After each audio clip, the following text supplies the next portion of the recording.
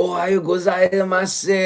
Thank you very much. Ito na naman, may kasama natin yung isa pang crush ng bayan kahapon si Kristan. Literal na artista yan ha. Pero today, artistahin ang kasama natin si Sir Ronald Llamas. Thank you very much, Sir Ronald Llamas. Habang nakatulog yung kasama natin sa Berkeley na isa pang crush ng bayan, ikaw muna ang kasama ko. Kamusta? Nako, tingin ko 90% ng yung audience magsasara na dahil sa sinabi mo. Napakasinungaling ng host. Uy, The big R pa naman. yung sinabi ko nung kahapon kasi patapos na kami kay Kristan, sabi ko, tomorrow naman, abangan nyo, mas artistahin ba na challenge si Kristan? Sino kaya yun? Sabi ko, Ronald Aldens Richard. Yan. Sabi na, okay yan. May fan base na pala yung duo natin eh. Yun lang, yung ibang fan natin nakiki-photobomber pa sa picture natin. Sino yung kasama mo nun? Yung nakadilaw? Taga UK. Taga UK siya. Oo. Sumisingit Nakipag-debate pa sa akin dahil sabi niya, matatalo daw ang Labor sa next election. Magsusurvive daw yung Conservative. Base saan yung niya, Madam Auring? Madam Auring ba? Ano ba? May binabanggit siyang kasaysayan ng Conservative. Ayan na naman tayo. Hindi ko na dinibate dahil fan base eh. Ano ba siya? Conservative yung bata? Nakadilaw naman. Matangkad, di ba? Taga UK, may accent eh. Pero mabait na bata. Habang nag-interview ako, nag-raise siya ng... Sir, can I say something? Wait, I'm doing an interview here. Sabi ko. Ang galing-galing mo sa sa BBC Wala naman video. Kung alam ko, audio lang, di naka-t-shirt na lang sana ako. Yung embargo nila, ilalabas nila later. Hindi, wala talaga daw video. Yung dahan yung naka-embargo, tapos ilalabas later. Ayoko. Pero lumabas na natin niya. Kainis nga eh. Nagpa-3-piece suit pa naman ako na Yan, diba? Tapos gano'n. Pero sorry guys, hindi ito arte lang, talagang malamig na malamig dito ngayon sa Japan. Hindi ko alam nangyari. Binobroadcast na natin dito yung paglabas mo sa BBC. Ayan na naman tayo. Thank you so much. Para sa bayan. Dami nga natin mga ka-method dun mga Karen Arjans. Maraming salamat dyan. Ito. Sir Ronald, habang medyo namatay tayo sa lamig dito, pag-usapan natin yung mainit na politika sa Pilipinas. So, magsimula tayo habang gigising pa si Lisandro Claudio. Ito, sir. Ang daming coup na pinag-usapan ngayon, no? But one of the coups is Senate coup. Ano tong Senate coup? Anong drama nangyari? Before transition tayo dun kay Robinhood versus Risa. Please go ahead. Hindi ito yung threat ng coup ni Digong, Kaya nga sabi ko, among many others. Nag-backtrack na siya. Well, last week, lumabas na yan. General na marites na, merong something is happening in the Senate. Mukhang may nagla-launch ng coup destabilization against the Senate President para palitan siya. After a few days, lumabas na marites, may numbers, 9. Wow. 9 to 10 na senador daw ang kasama dun sa plot. No? Tapos last Monday, kinonfirm ni Senator Amy. No? Kinonfirm niya na meron talagang attempt na baguhin yung leadership, specifically yung Senate President sa Senate. No? At the day after, eto na, naglabas na si Senate President Zubiri ng statement of support ng 14 senators. No? Medyo ang nakakatawa lang doon, mismo yung sinusuportahan, pumirma. yung Senate Press, parang kanya na halimbawa, may petition para na i-claim na ikaw ay chick boy, no? Tapos may pipirma yan. Tapos ikaw mismo pipirma sa sarili mong petition. Parang ganun yung dating. Parang may Monty Python. Alam mo, panood ba yung Monty Python? Ewan ko talaga sa Pilipinas. Pero ito, bago natin pagtawanan yung mga kasyungan na naman dyan. Ano bang drama na ito? Dahil nainis sila kay Zubiri, dahil anti-chacha siya, dahil gusto nila si Jinggoy na mag-take over. Well, that has nothing to do with that. So, what's going on? Yung 10 at saka 14, halo yun eh. May pro-chacha, may anti-chacha. Diba yung mga pumirma dun sa statement of support. Kasama doon yung mga anti-chacha like Risa, like Coco, Right. di ba?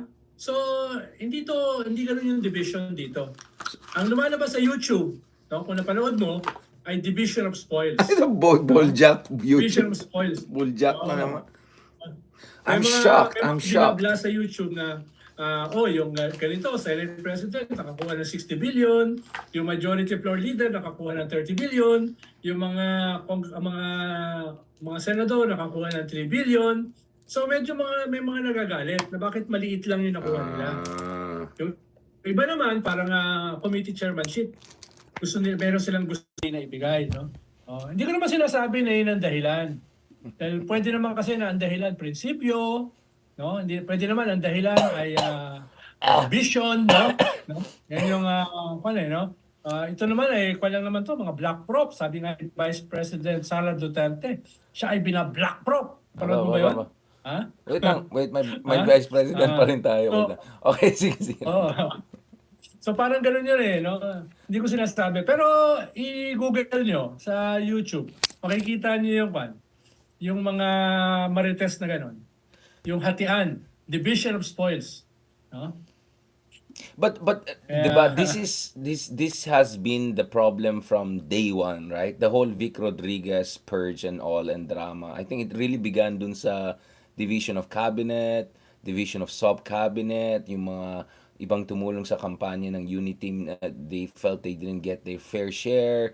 Diba, parang we're seeing this recurrent problem, no? Na yung mga, alam mo naman, mga nagbe-breathe down the neck ni BBM, di ba? They don't get enough of the slice. So, kulang siya ng operator, kulang siya ng strategy. I mean, what's going on there? Well, yun yung matagal na nating sinasabi, di ba, Vicar? Walang mga strategies, walang mga operator, walang mga advisors, no? So, they have to rely on each other. And enforcers, kasi kailangan mo na enforcer din. Yeah. Kailangan mo ng mga tipong Big R. No? Yung mga tatakutin. Yung mga ayaw sumunod. Yung mga whip. No? Yan yung kailangan dyan. No? Yan. No? Kaya basically, mga magkakamag-anak, di ba? They're feeling the vacuum. No? At saka yung executive secretary na hindi naman niya skill set yan. Di ba? Yun yung nangyayari. No? Kaya as of now, wala akong nakikitang gano'n eh. Nag-feel ng gano'ng klaseng political vacuum within Malacanang, within the government. Meron kang PLLO na undersecretary, pero ang PLLO kasi maghahanap yan ng boss eh. Maghahanap yan ng strategies. No? Ganyan. Kaya tingin ko, part ng mga mistakes, part ng weaknesses ay yung kakulangan nito. Wala ka nang ruling party, wala ka nang ruling coalition, wala ka pang mga strategies, advisors, operators, and enforcers. No? Is this a kind of a result of the, parang imagine Digong is like a big volcano and there's the whole like na ash yung buong area, di ba? Parang may ganun ang dating eh. Opposition nag-wither away, the whole Digong napakasabog.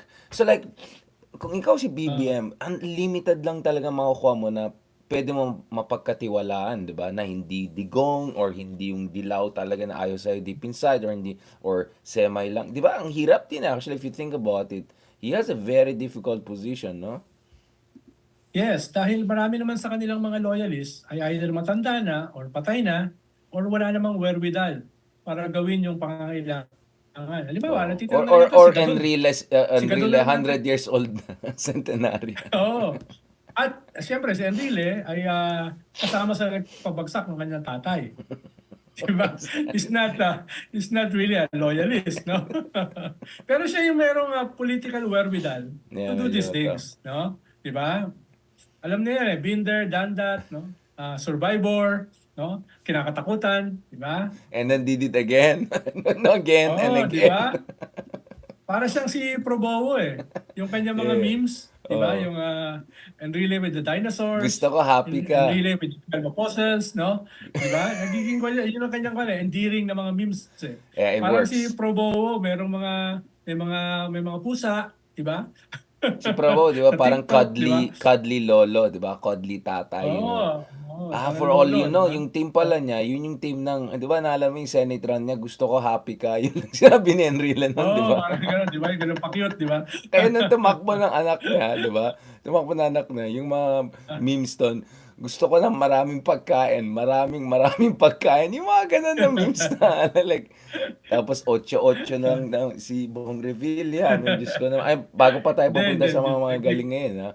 But yun nga, like, oof, I mean, realistically, how can BBM, I mean, maybe survival is a bit too much of a word, but how can he navigate itong mga coming months and all? Kasi, ang worry ko lang, and we'll have a different episode later, especially hopefully when Leloy joins. Ayan, gising na siya, nakita ko na nag-blue mark na yung mga message ko sa kanya.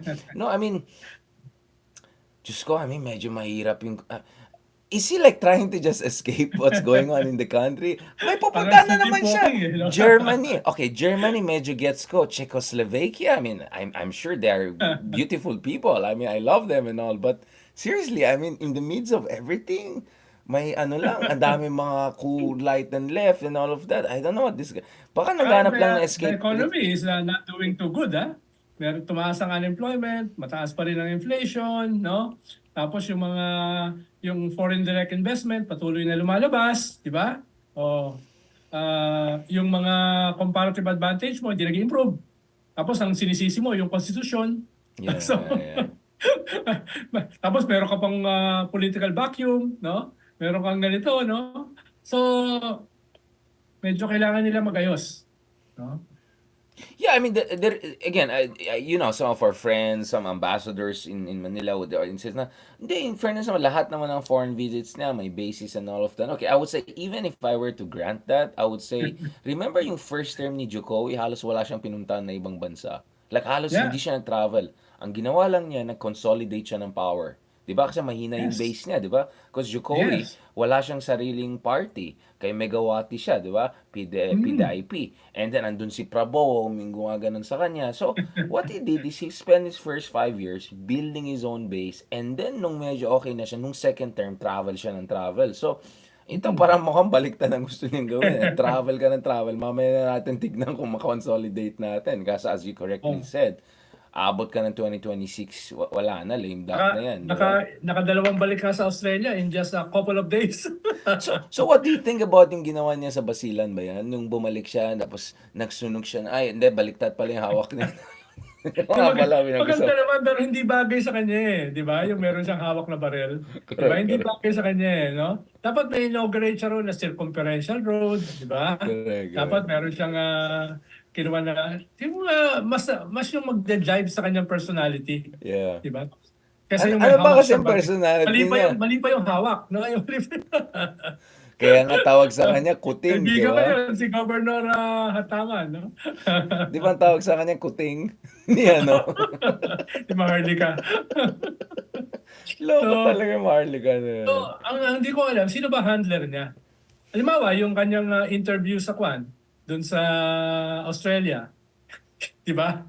Nung nakatay siya nung host, di ba? Yeah, alam mo naman, hindi nagbibiro yung mga host doon, no? Hindi Pero pa dapat yung handler niya, pinrime siya. Yeah. Binigyan siya ng profile na mag-i-interview. Ganito yan, ha? Parang si Amanpur yan, no? Ganyan, Yeah. ganyan, et cetera.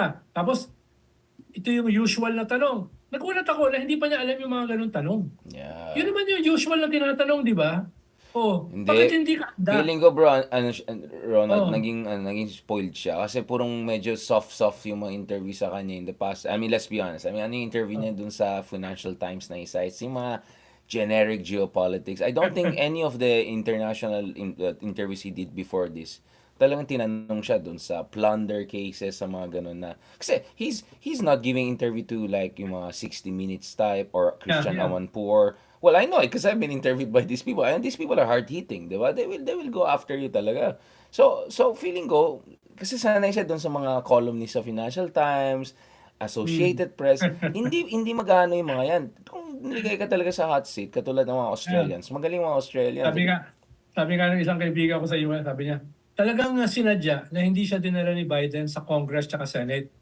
Dahil baka may mag-senator nice doon na magtaas ng placard. Ah, Magpaalala, yung mga Ocasio-Cortez, di ba? yeah, Yung yeah, mga yeah, left yeah. wing sa Congress, Oo, yung mga, di ba? yung quad. Maglalabas yun, tapos may sisigaw pa. Kaya talagang Yeah. sadyang hindi siya dinala ron. Yun yung sabi. No, baka mapahiya eh. Oo, I mean, Pero yun nga eh. you're a president for almost 2 years. No? Alam mo naman kung ano yung mga tanong na yan, usual na yan. Huwag ka na mag-fumble. Di ba? At yun yung trabaho ng political handler to prime you, to prepare you, no? Diyan. Kaya, hindi ko alam kung may handler siya. Kung meron, dapat paltan niya. No? Dahil, yun yung trabaho eh, di ba? Yun yung trabaho. Pero Kahit saan siya awayin na pupulot? yung Ani Ronald, yun kahit ang point. awayin na yung principal, basta i-prepare. Saan siya pupulot yan? Kasi ganito, ang reading ko sa kanya, actually this is good. He, di ba, remember they said, you campaign through poetry, you govern through prose. Yung poetry, yung mga pa-cute niya, maharlika, yung mga ganon, okay sila, magaling yung team niya. Di ba? Paul Soriano, and then alam na naman natin sino yung isang Swiss, alam na natin sino yan, mga ganon. Prabowo din yata yung mga inoperate yung mga yan eh.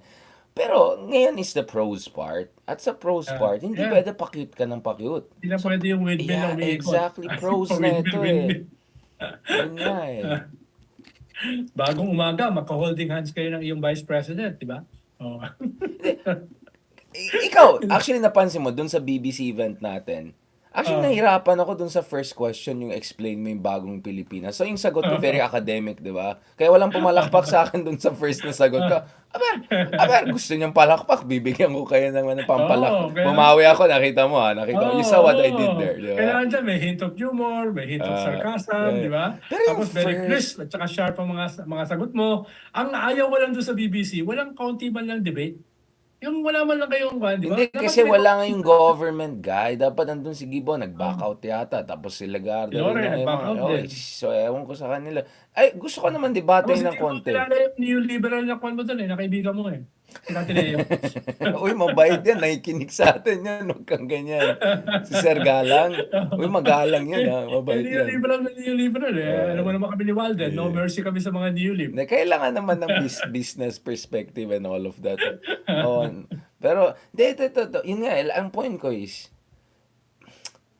like bagong Pilipinas, anong gagawin mo doon? Like, anong sagot mo? Ako, feeling ko ang ganda ng sagot ko sa walang laman na issue. Like, ang galing ko talaga. Like, ang dami kong sinabi nung pinakinggan ko. Magaling ka talaga, Richard. Play the audience, play the crowd, di ba? Hindi ko nga pinili yung first. Very professional ako sumagot. Seryoso yung sagot mo yung una eh. Seryoso ako. Tapos walang pumalakpak. Aba, sabi ko, hindi pwede yan. Kaya nung huli, I went for gold na talaga, bro. Sabi ko pa. Hindi, tsaka sanay ka na dyan eh. Alam mo naman yung profile. Lalo na yan, mga bata. Mga Generation Z, may kaunting millennials, no? Kaya alam mo na yung kultura niyan, alam mo yung mga gusto niya marinig, no? Pero syempre gusto ko marinig din ni BBM na fair ako sa kanya. So sabi ko, maganda naman yung foreign policy and all of that. No, I mean, yun nga like, no, but Ronald, saan siya pupulot? Yun ang problema ko. Saan siya kukuha sa Cambridge Analytica? Saan siya kukuha ng operator? Dami yan. Kung meron kang resources, no? Or sabi nga sa Field of Dreams, build it and they will come. They will come. But build what? Like, yan lang big R eh. Yung big R, kahit advice lang, di ba? Tapos bigyan mo na lang ako ng konting kwan dyan, wine. Okay na ako sa wine. Uy, yung sake mo, on the way. Dadagdagan ko na ngayon, double natin. Ayan. Bigyan ng jacket yan. Bigyan ng jacket. Papainitin ko yan sa akin na yan. Etong leloy na to, nagkakape-kape pa daw. Ayan. Ito. Pinapanood na tayo. Oo. Feeling ko, nakaganon na siya, bro. Singit, no? Gumaganon na siya ngayon. Sabi niya, ano bang pinag-uusapan nitong dalawang ito? Okay na to. I think, talagang wala tayong masabi kay BBM kasi wala talaga tayong masabi, no? I mean, imagine, naubusan tayo. He has to scale up soon. I know, man. Naubusan tayo ng sabihin. Scale up quick, no? Naubusan talaga kung sasabihin eh. Parang, ang galing ko talaga. Ang dami kong sinabi na maganda sa walang kwentang issue. Pero yun talaga, yung nandun nga ako sa TV5, yung paborito mong TV station. Sabi ko, Mi gente. as a president, dapat meron ka mga handlers na nagpa-prime sa'yo, nagpe-prep. No, binibigyan ka ng briefing, sino ba 'tong magi-interview sa'yo? Ano bang mga usual na tanong? No, ganyan-ganyan. Dapat may ganun eh. Tapos how do you answer questions na matagal nang tinatanong? Di ba? Ronald, bakit tayo ganun? Libre na naman tayo nag-advise. Daming kumita dyan. Tayo lang hindi Oh, kumikita. hindi mo naman kinakailangan masyado matalino, no? Malaking bahagi naman yan, common sense eh. No? Ay nako, kung common sense lang, if only it was common, di ba? Yun ang problema natin sa panahon na yan. I always say, ganito before we go to the next episode, pag-usapan natin Risa versus Robin and the whole Quiboloy thing. Mabenta talagang Quiboloy issue, hindi ko alam bakit eh. Talagang, Hindi, tignan mo sa Netflix, ang dami mga shows tungkol sa sekta, di ba? yeah, of course, Di yeah. ba? Ang dami shows sa Hindi, sekta. gagawin talaga ng Netflix yan. Pang Netflix Mm. tong series na. I can see already, I'm sure may mga nag-ano na yan, nagpe-prepare na to Hindi ako make magbubulat na magkakaroon si Quiboloy ng kwento, ng sekta. yeah. Actually, debate namin yan eh. Sekta ba siya o relihiyon? Mm. Dahil hindi siya part ng isang relihiyon eh. Kaya hindi siya technically a sect. We discussed that kasi Robinhood is using that as an excuse yung separation of church and state. But before going there, grabe ka naman, iniwasan mo si BBM. Like every time si BBM, hindi, doon na tayo kay Quiboloy. Like, ayan tayo eh. Alam mo, malaki, ang sinasabi ko lang sa mga tao, tumatawa tayo ngayon, pero pag makabalik ang mga Duterte, yari tayong lahat pare, alis tayong lahat. Dito na ako sa Japan. Ha? Yari tayong lahat pag mamalik ang mga Duterte. Be careful what you wish for. I'm not nga wishing for it eh. I'm really... Hindi. Bigyan mo naman ako ng profile ng Greenland. Doon ako magtatago. Uy, masarap yung salmon doon, pare. First time kong makalasa ng real salmon talaga na galing sa talagang dagat. Ibang klase. Nakatikim ka na ng preserved the shark. Ay, hindi ako nagagaling. Ang sagwa na lasa. Ayoko na mga ganun. Sorry, ang kadiri sagwa na sa lasa. akin. Ayoko na Kunti kang mga... pasuka. Yak. Ayoko na ganun. Sige, bago natin. Okay. But I'm sure next time, hopefully si BBM, pag-usapan natin yung kanyang French menu, yung mga Parang ganyan. ang problema kasi, hindi ka mag-enjoy na banatan si BBM eh, di ba? Alam mo ba, kay Arroyo, nag-enjoy ako eh, no? Dati, di ba? Kay Digong, nag-enjoy ka eh, di ba? Pero yun nga, bakit nga? Ang hirap ng position natin. Tapos baka sabihin niya, nag-apply tayo sa kanya. Wala Alam mo nga. passive-aggressive. Sa tatay, mag-enjoy Yun kang nga banatan, eh. di ba? Oo, si Ferdinand. Ito parang passive-aggressive at worst eh, di ba? At best pala. Yun nga. Si Leloy daw, 15 minutes na lang. Alam mo, any other topic, kaya ko patagalan ng 2 oras. Ito kay BBM, di ko na kaya. Ito na talaga, huli ko masabi. Good luck na lang sa kanya, good luck. Sige. Good luck na lang sa atin lahat. Sige. Sige. Thank you very much. Okay. So next episode, pag-usapan natin yung favorite sect mo, no? Tsaka Okay, favorite Big R. senators. God bless po. Talk to you soon. Palamig ka dyan. Wala talaga tayong masabi ha. Break muna tayo. Magsisiyar na ako. Sige lang, bossing. Hintayin natin si Leloy. Wala pa naman si Leloy. 10 minutes daw, 10 minutes. 10 minutes. Guys, pasensya na talagang we're doing our best to say something about BBM and all. Talagang naubusan kami ng sasabihin eh. Ay nako, parang ayaw naman namin maging mean. Ayaw din naman maging masyadong mabait kasi hindi naman deserve. Ang hirap naman tong situation natin mga kometa. Hintayin natin nga si Lelo yung pupunta dito para medyo big picture tayo ngayon. Ayan, mag-shoutout muna tayo dyan sa mga kaibigan natin. Ayan, Yan, si Marsha. Naku, may dami sinabi. Marsha, tayo dyan. Mapalagot tayo dyan. Si Beng. Buonasera. Si Jamila Guzman. Gusto ko pa ng Alden Liamas merch. Ayan na naman tayo sa merch. Bigyan ng jacket. Ayan, bigyan ng jacket dito. Malagot na naman tayo dito. Ayan, sabi naman malamig sa Japan. Sagot sa Okay lang yun, wala ba kayong na cabinet revamp? Ay, akala ko literal yung cabinet dito. Hindi, yung cabinet revamp daw, Sir Dominic, daw. After midterms yata, yun ang inisip nila. Kaso, yun nga, sana naman sila pupulot ng tao. Yun ang tanong ko eh. Either puro mga Duterte Arroyo nandun eh. Ayan, kamusta naman dyan kay Ma'am Mary from Winnipeg.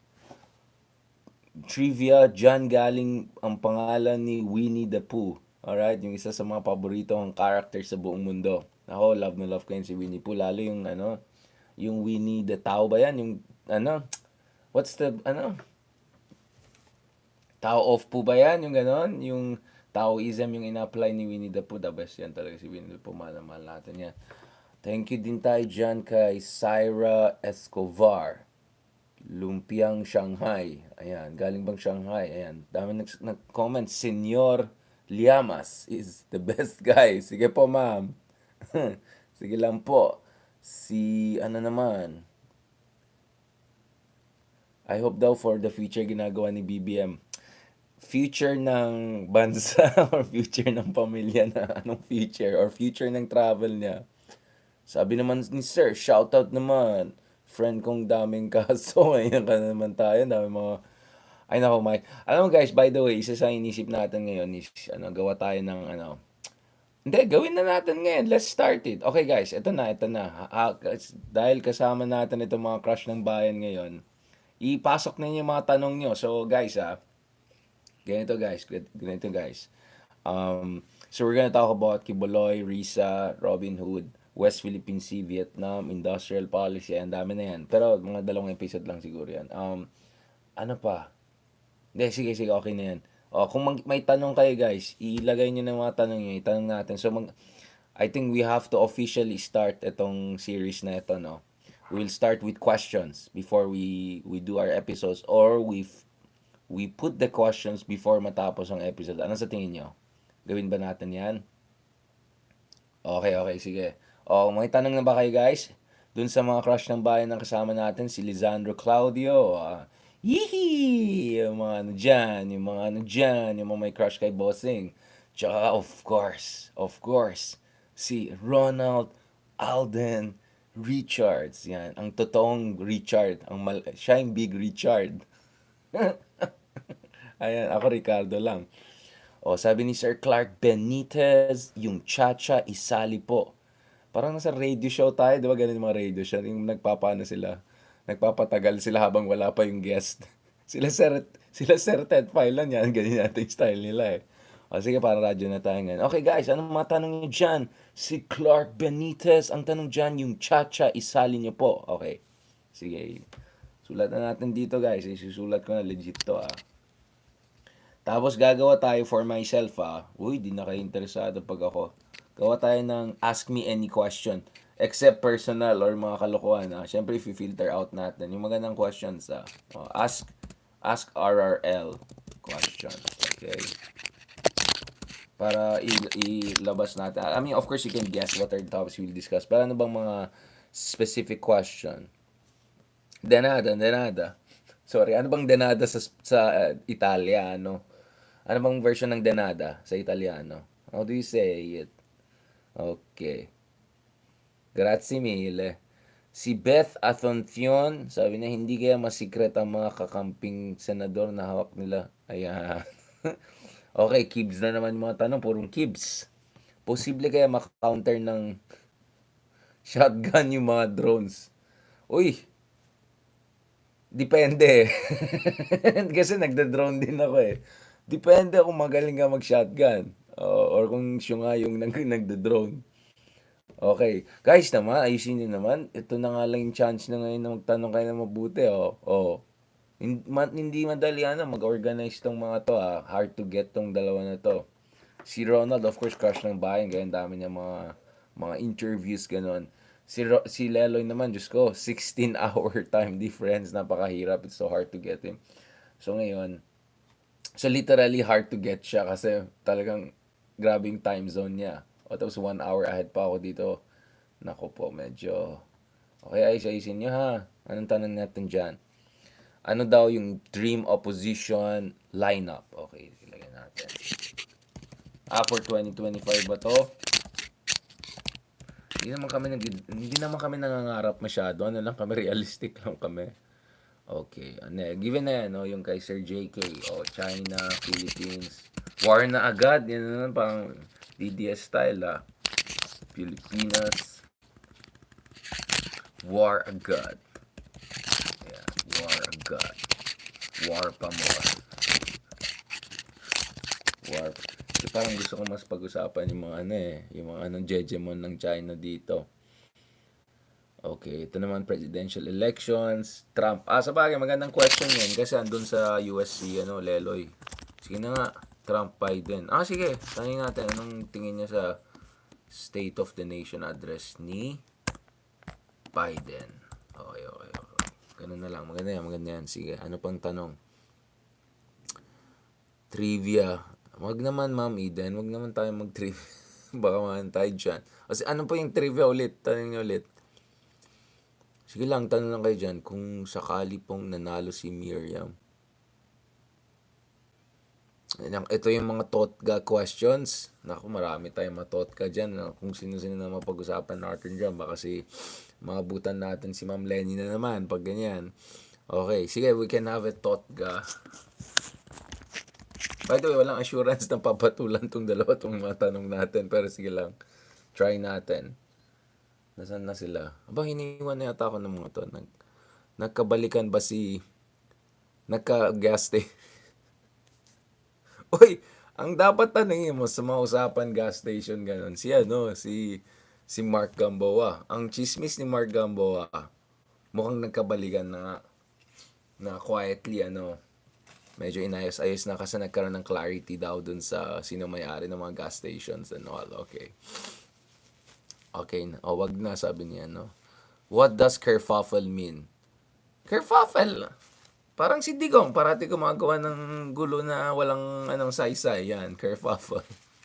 Hanash. I think the best translation of kerfuffle is hanash. Anong mga hanash nila dyan? Anong gulo yan? Yung mga ganyan. Skincare, sabi ni Vida. Ay, nako guys. Ibang yan. Pag yung mga ganyan tanong, kailangan nyo magpadala ng Shiseido sa akin. Next time, alam niyo na yung mga padalin sa akin, Shiseido. Yan. Si Crypto, Gian Gaza, Kofefe. Yan. Ayan na naman tayo.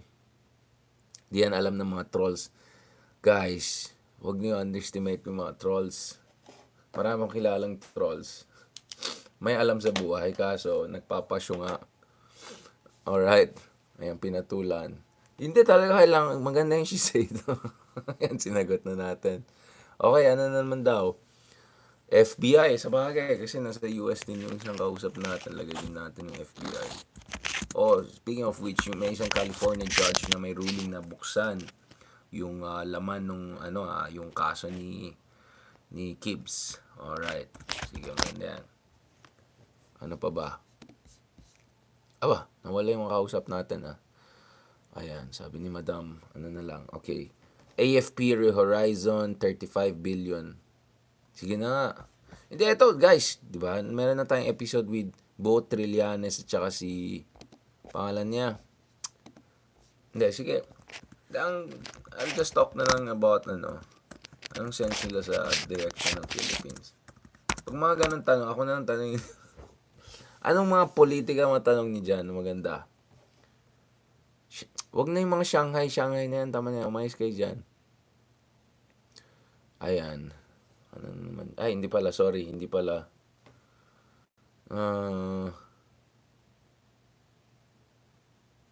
Good evening po, ma'am. Ella Cruz. Ayan na. Andyan na si Leloy. Andyan na si Richard Aldens. Talagang big time to mga kasama ko ngayon Dito, just waiting for our special guest. Our PhilAm. Ang daming mga tanong dito, bro Yung Trump, Biden. Sige, pag-usapan yan yung State of the Union, whatever ni Biden. Kung anong basa ni Leloy, kung na-re-energize ba yung Democratic base. Tsaka, punta tayo dun sa, Ronald, yung California judge, yung case ni Gibbs. So, I think maganda yung transition yan from Trump, Biden to Quiboloy. Si Congressman Bobart, habang pinafondel na yung balls ng kanyang date. Ayan na naman tayo dyan. Ayan na naman tayo. Bakit sila ganyan? Ang dami rin. Yung US din, sabog talaga, Swerte lang sila, mayaman talaga yung bansa nila Hindi natin monopoly ang lunacy Yeah, kaso sila rich crazy sila, crazy rich sila, tayo crazy lang. Yan ang problema. Yan ang talagang Ay, nako. Wala ba kayong mga tanong ng mga artista? Baka may masagot ni Sir Ronald Llamas. Sir Ronald daw, nagbalikan na ba daw? Yung sila ano? Nag-sleepover lang eh. Alam na Nag-sleepover lang. kaagad. Alam na kaagad. Exit benefits. Wala ka bang gano'n? Wala ka Guys, bang be exit friends. benefits? Be Ha? friendly. Be Ako, friendly. marami akong gano'n. Ayan ka Exit naman. benefits. Sir Ronald, off the record pa na. Alam mo, Ronald, pag ganyan ka, di na magjo-join si Leloy. Kakasabi ko lang, hindi magjo-join si Leloy. Nag-join ka agad siya kasi Marites. Kamusta, bro? Kamusta, bro? Nagmamarites kami. Bro, nakamute ka. Brother. Ayun. Hindi, sige, unmute mo pa. Ako nag-mute. Unmute, ano ba? Ayun. Ayan. Ayan na yung... kompleto na. Oye, gozaimasu. Nandito ako sa Japan. Ha? Japan, back to Japan. Saan Nag-Japan ulit Sa ako. Kasi Basta ano... na yung bakasyon mo rito sa Pilipinas. Oo, hindi ka nagparamdam daw. Nung last time? Oo. Ilang buwan ka pa rito? June yung next, June or July. Uy, okay yan, bro. Sige lang, God willing. This time, set Tapos up na tayo. maaga ako, tapos November ulit. Kasi si Utol kakasal eh. Ayan Ilang tayo. utol? Si Ted, yung baby, kakasal eh. Shucks. Kasal na yung bata. Oh my God. Matanda Doon na tayo, bro. girlfriend niya na na-meet niya sa OVP. Oh, wow. Talagang kakamping talaga. Maganda to, maganda. Bro, bago tayo pumunta sa mga seryosong issue, FBI, Quiboloy, State of the Union ni Biden, meron ka bang sige, live na natin to. Maganda tayo dyan, special episode. Ayan guys, finally, nagsama na naman ang review of related literature na si RRL. Maraming salamat. Anong pangalan mo ulit, Leloy?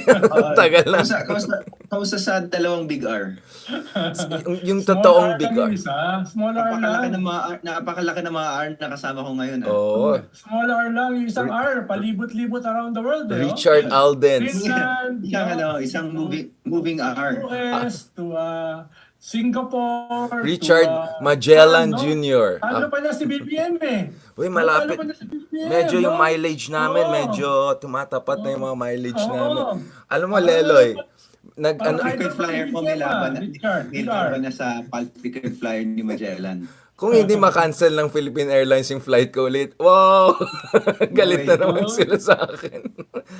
Galit na naman yung Philippine Airlines sa akin kasi may na-post yung Filipino Times, whatever, na most timely, blah, blah, blah. Sabi ko rin, most canceled and rebook airline. Nag-respond kaagad yung Philippine Airlines. Sabi pa, sir, if something happened, blah, blah, blah. Ayan talagang bilis sumagot, ha.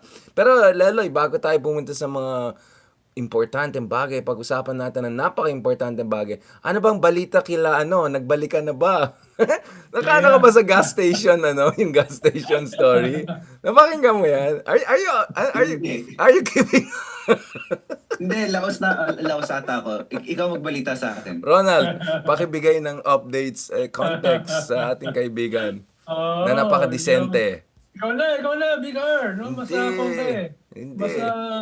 Basta kabatch mo yung mga yan eh. Ako naman kami, mga Thunders na kami. No? Ang mga kasabay ko, sila Charito Solis. Ayan tayo eh. Pero sir, mamaya ikaw na lang sa Itbulaga. Pag-usapan natin Itbulaga. Pero bago tayo Hindi. Lele, di ba pinag-usapan ng mga Pinoy community dyan? Dami nagbe-break up ng mga artista. Kasi ang laking issue ng isang month. Yung isa daw, may gas station na nasa pangalan ng politiko daw. Lahat kinorek. Kaya ang pangalan ni Mark, si Mark Gamboa pumunta doon sa alleged gas station. At ang picture niya, reward at every pump. Ibang klase talaga. Ibang klase. Kaya, ewan ka bro, baka may balita ka dyan. Ano mo dyan? Nagbe-break up kasi dito, Lelo. Hindi lang ang unit team. Oo. Pati mga artista nagbe-break up dito. No? Buti na lang ako. Wala akong i-break. Ayan na naman tayo. Ronald, medyo erase muna natin si Richard. Unbreakable ka ba, Ronald? Wala ako. Single blessedness. Ayan. Si Ronald, single by choice. Single by choice. Single blessedness, no? Kabalelo, sino ba ka-date mo? Pero blessed ba, Ronald? Ano ka ba? Ronald, kasal yan si Leloy. Dahil sumasamba ako kay Quiboloy kaya blessed ako Ayan na naman tayo. Uy, next episode ba si Kibs? Pag FBI na yung topic. Pero dito muna tayo. No, seriously, Leloy, ikaw nga mas baduy sa akin. Dami mo alam sa mga geologs na stuff. Mas geologs Uy, na sa Ako nagtuturo ng kahapon. 2 days ago, tinuturo yung naglabas geologs ng, class ko ngayon eh. narinig mo ba yun, Leloy, Big R? Ano? Nagsalita si Vice President Sara Duterte. Uy. Consolidate niya in one paragraph lahat ng banat sa kanya. May conspiracy daw. No? Black propaganda, conspiracy para QAnon. Aba. Conspiracy para siya ay durugin. No? Pero yung mukhang nag-trigger, yung chismis sa kanilang mag-asawa. So bati sila. Lahat na talaga na yung unity team na lahat. Oh, wow. Na hiwalay na sila. Oo. Tapos may kanya-kanya sila partner. Yun yung trigger. Pati ba naman yun? No? Ginagamit laban sa kanya. Ikaw pa naman, Ronald, bakit mo minimension mga bagay na yan? Alam mo naman, napakataas ng respeto kaya natin sa ating mga vice-presidente. Pumunta siya sa ibang gas station naman. Ayan ka na naman, ha? Ibang gas station na naman to. Alam mo ba yun? Ha? Ayan ka na naman, Ronald, na mapamak tayo. I-delete na natin to. Laging gas station yung binibigay sa mga lovers. Yan ba ang postmodern na mga regalo? Ang gusto ko, Tesla Battery Factory. Yung ganyan level para walang guilt sa ano. Wala na yun eh. Puro mga gasolinahan ang binibigay daw. No? Kaya... Nako, Leloy, ang dami mo i-catch up pagbalik mo sa Pilipinas, ha? Big R. Dami nag-break up. Pero, wait, sa Ronald, di ba parang uso ngayon yung nakipag-friends sa ex? Di ba yung unity team, friends pa rin sila in a way? Like si Tatay, nakipag-friendship pa rin kay BBM. I mean, come on, Ronald, let's be serious about it. Tagal tong drama ng unity team na to na it's looking ridiculous na, no? I mean, why? Ikaw, Lele, what's your theory? May tanong nga ako. Bakit ba? Dahil ba meron pang chance na paalisin pa rin yung ICC or hindi tanggapin yung ICC? Yun ba yun? Sa Pilipinas, Leloy, lahat yan open-ended eh. Lahat dito is possible. Ayan na naman tayo, open-ended na naman. Ganyan eh. Kaya, nakita mo naman si Digong, di ba? Nung binawi niya, no? Just a couple of weeks, pagkatapos niyang durug-durugin, di ba? Si BBM, no? From coup to secession. Ronald, what I've been saying, Ronald, hindi pa tapos to, matagal to. Di ba? Disappointed to si Ronald. Akala niya talaga magkakaroon ng culmination. May mga sleepover, may mga Exit benefits. No? Mukhang, ayun na naman tayo. Talagang, I don't know if our politics is imitating art or art is imitating our politics. It's crazy, isn't it? Baka as farce. Yeah. Sabi nga ni Karl Marx. Yeah. First as tragedy, then as Marites. Then as Marites. Pero alam niyo yung napapansin ko about yung kay Duterte, yung pag-back off niya sa charter change issue. Yung initial speech niya na sobrang aggressive. Meron ng proviso doon for him changing his mind about the Constitution. Kasi napansin niyo ba, doon sa initial speech, he never mentioned 1987 Constitution. Mm-hmm. He actually said he was defending the 1935 Constitution. Napansin niyo ba yun? Pero noong January, specify niya. The 1987 Constitution. Pero yung initial, yung initial, hindi yung Cebu. Yung pinaka-aggressive version niya, yung prayer rally. He actually said that, he began by saying, dinabanan natin yung mga Kastila, tapos dinabanan natin yung mga Amerikano, tapos yung 1935, gumawa tayo ng Constitution na napakaganda. Actually, it was a very weird speech. Because it was actually about in defense of a Constitution that no longer obtained. Napatay na. Like, kasi siyempre i-mention yung EDSA Constitution na ayaw niya constitutionally. Pero just a few weeks earlier, ang binabanggit niya was the EDSA Constitution. Kaya binanatan ko siya. Sila magawa. Siya at saka si Sara, they were praising the 87 Constitution. Ang tawag pa nila, maganda. Kaya pala Ronald, naging 35 dahil pinanatan mo eh. Binanatan ko. Sabi ko, salamat. No? Salamat, no? Nakailang tumbling na si Digong since nung naalala mo, December 2021, nung tinawag niyang addict si BBM. Diba?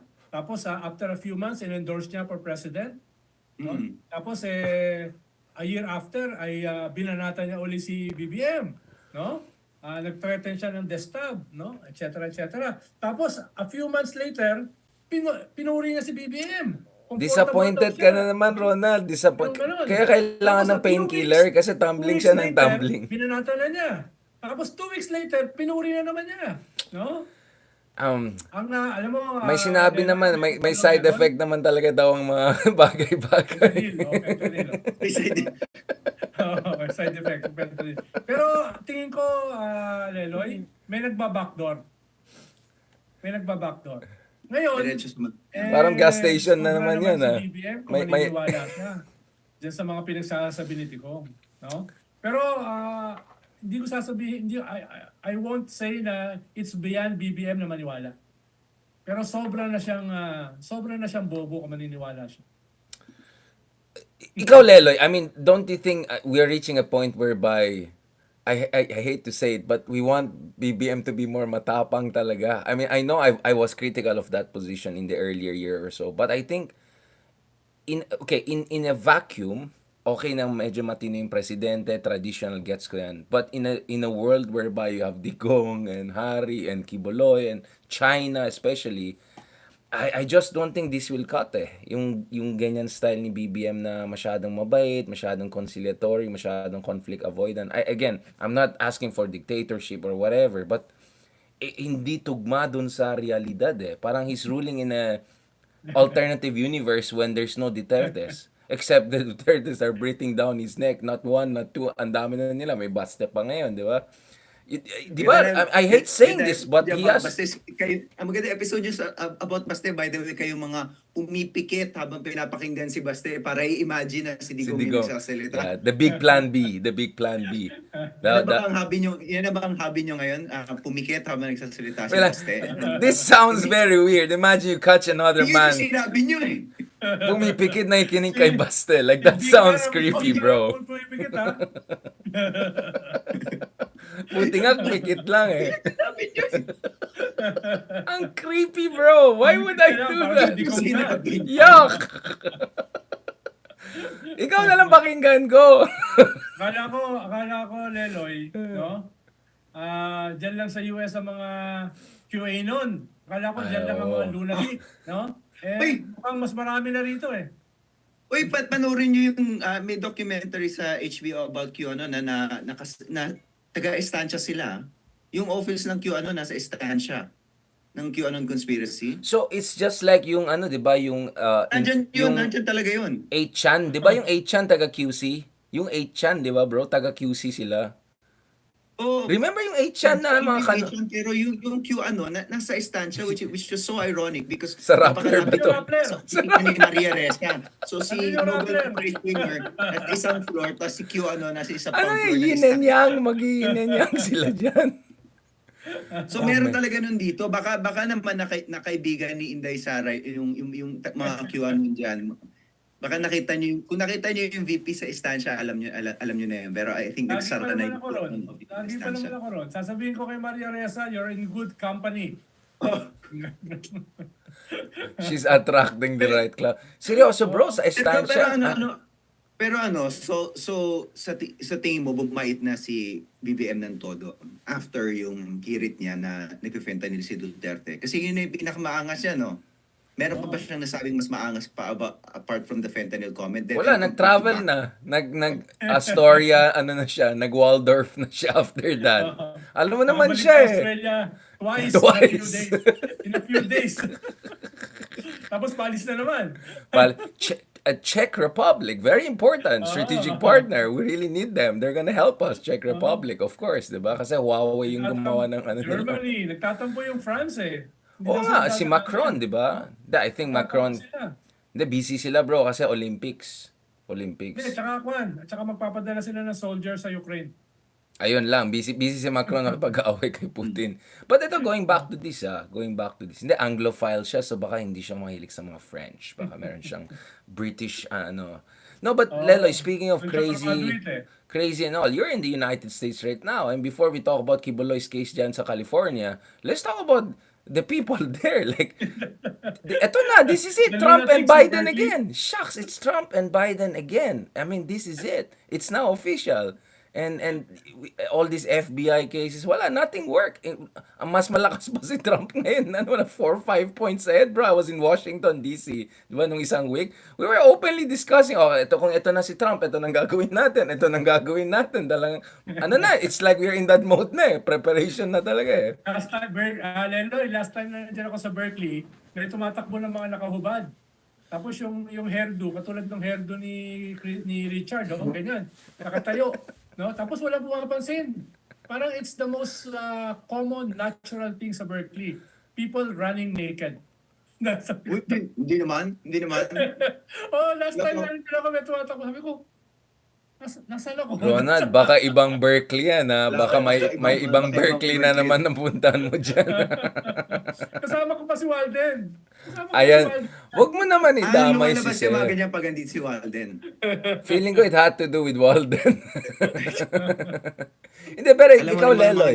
mga nangyayari sa kanya. No, seriously, Leloy. I mean, before talking about the US colony, talk about US itself. My goodness. I mean, this is crazy, right? I mean, nagpa-panic mode na ba or like totally denial mode? Interesting yung sinabi mo kasi yun nga raw, most world leaders are assuming that it's going to be a Trump presidency or they're talking like it's a Trump presidency sa mga APEC, sa APEC, for example, sa G8, in all places like that. Although, pag sinabi mo yan, it looks like there's an article sa New Yorker by Evan Osnos na Who wrote the biography of Biden? for the longest Brilliant time, guy. diba? Yeah. He wrote kind of biography of Biden.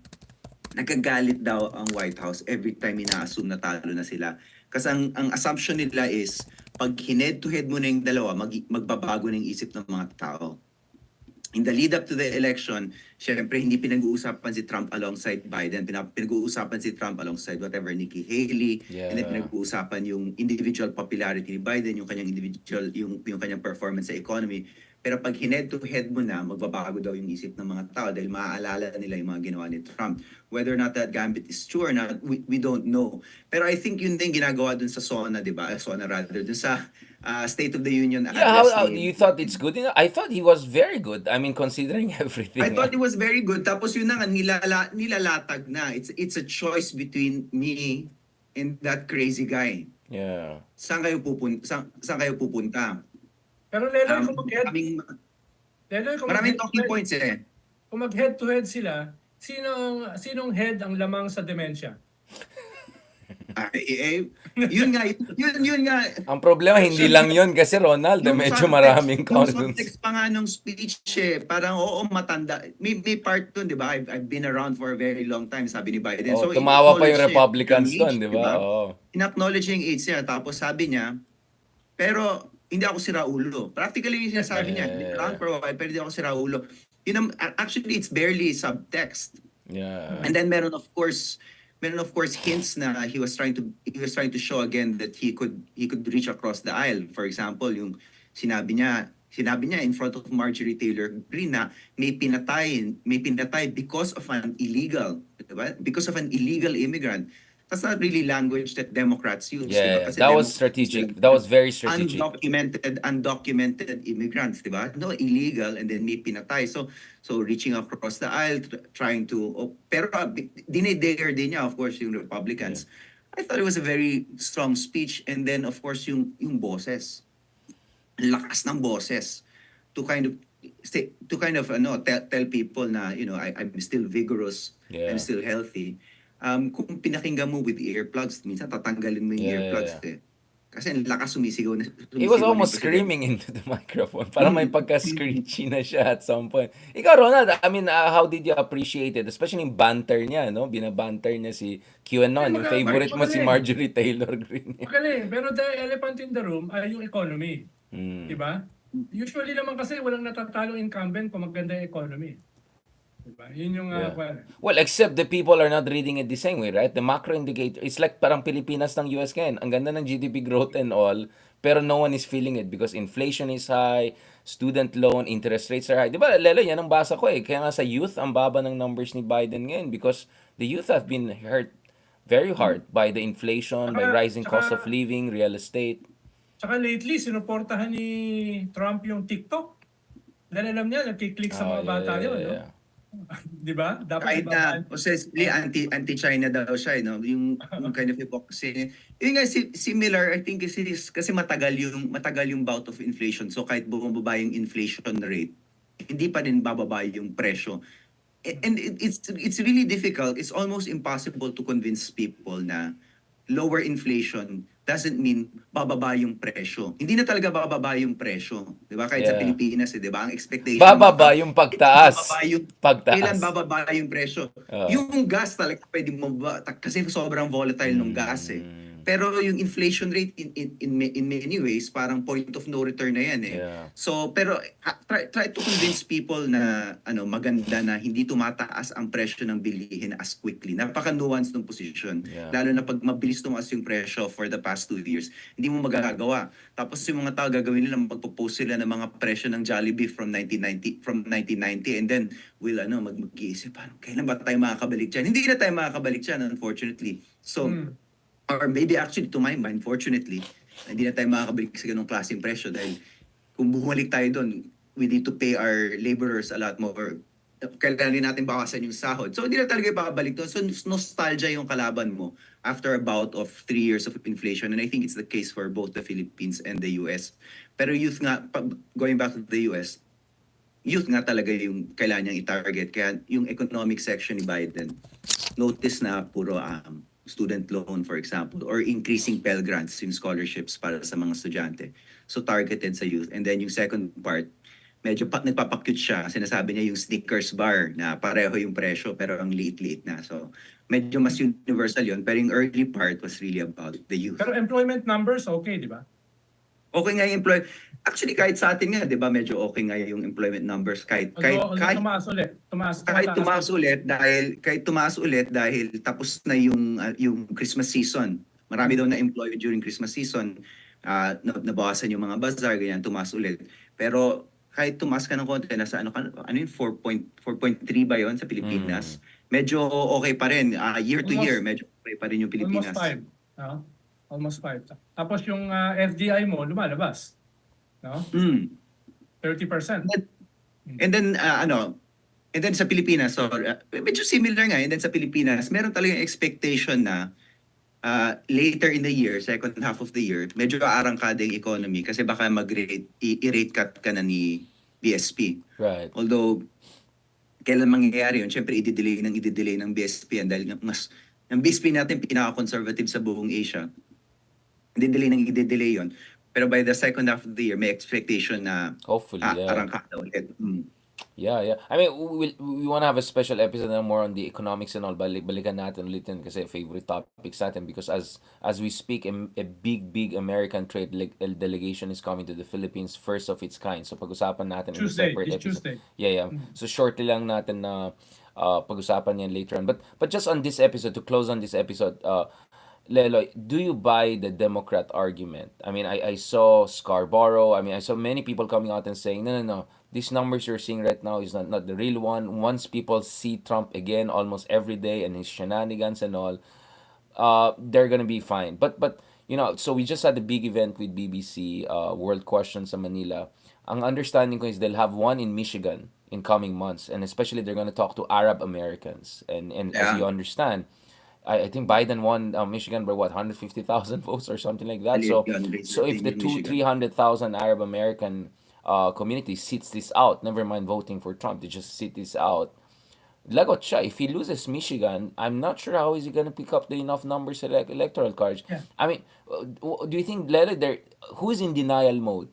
The ones critical of Biden na Democrat na anti-Trump, or you think the Biden people are major in denial mode, or maybe the truth will be somewhere in the middle? I mean, honestly, I think somewhere, di ba, parang somewhere in the middle then.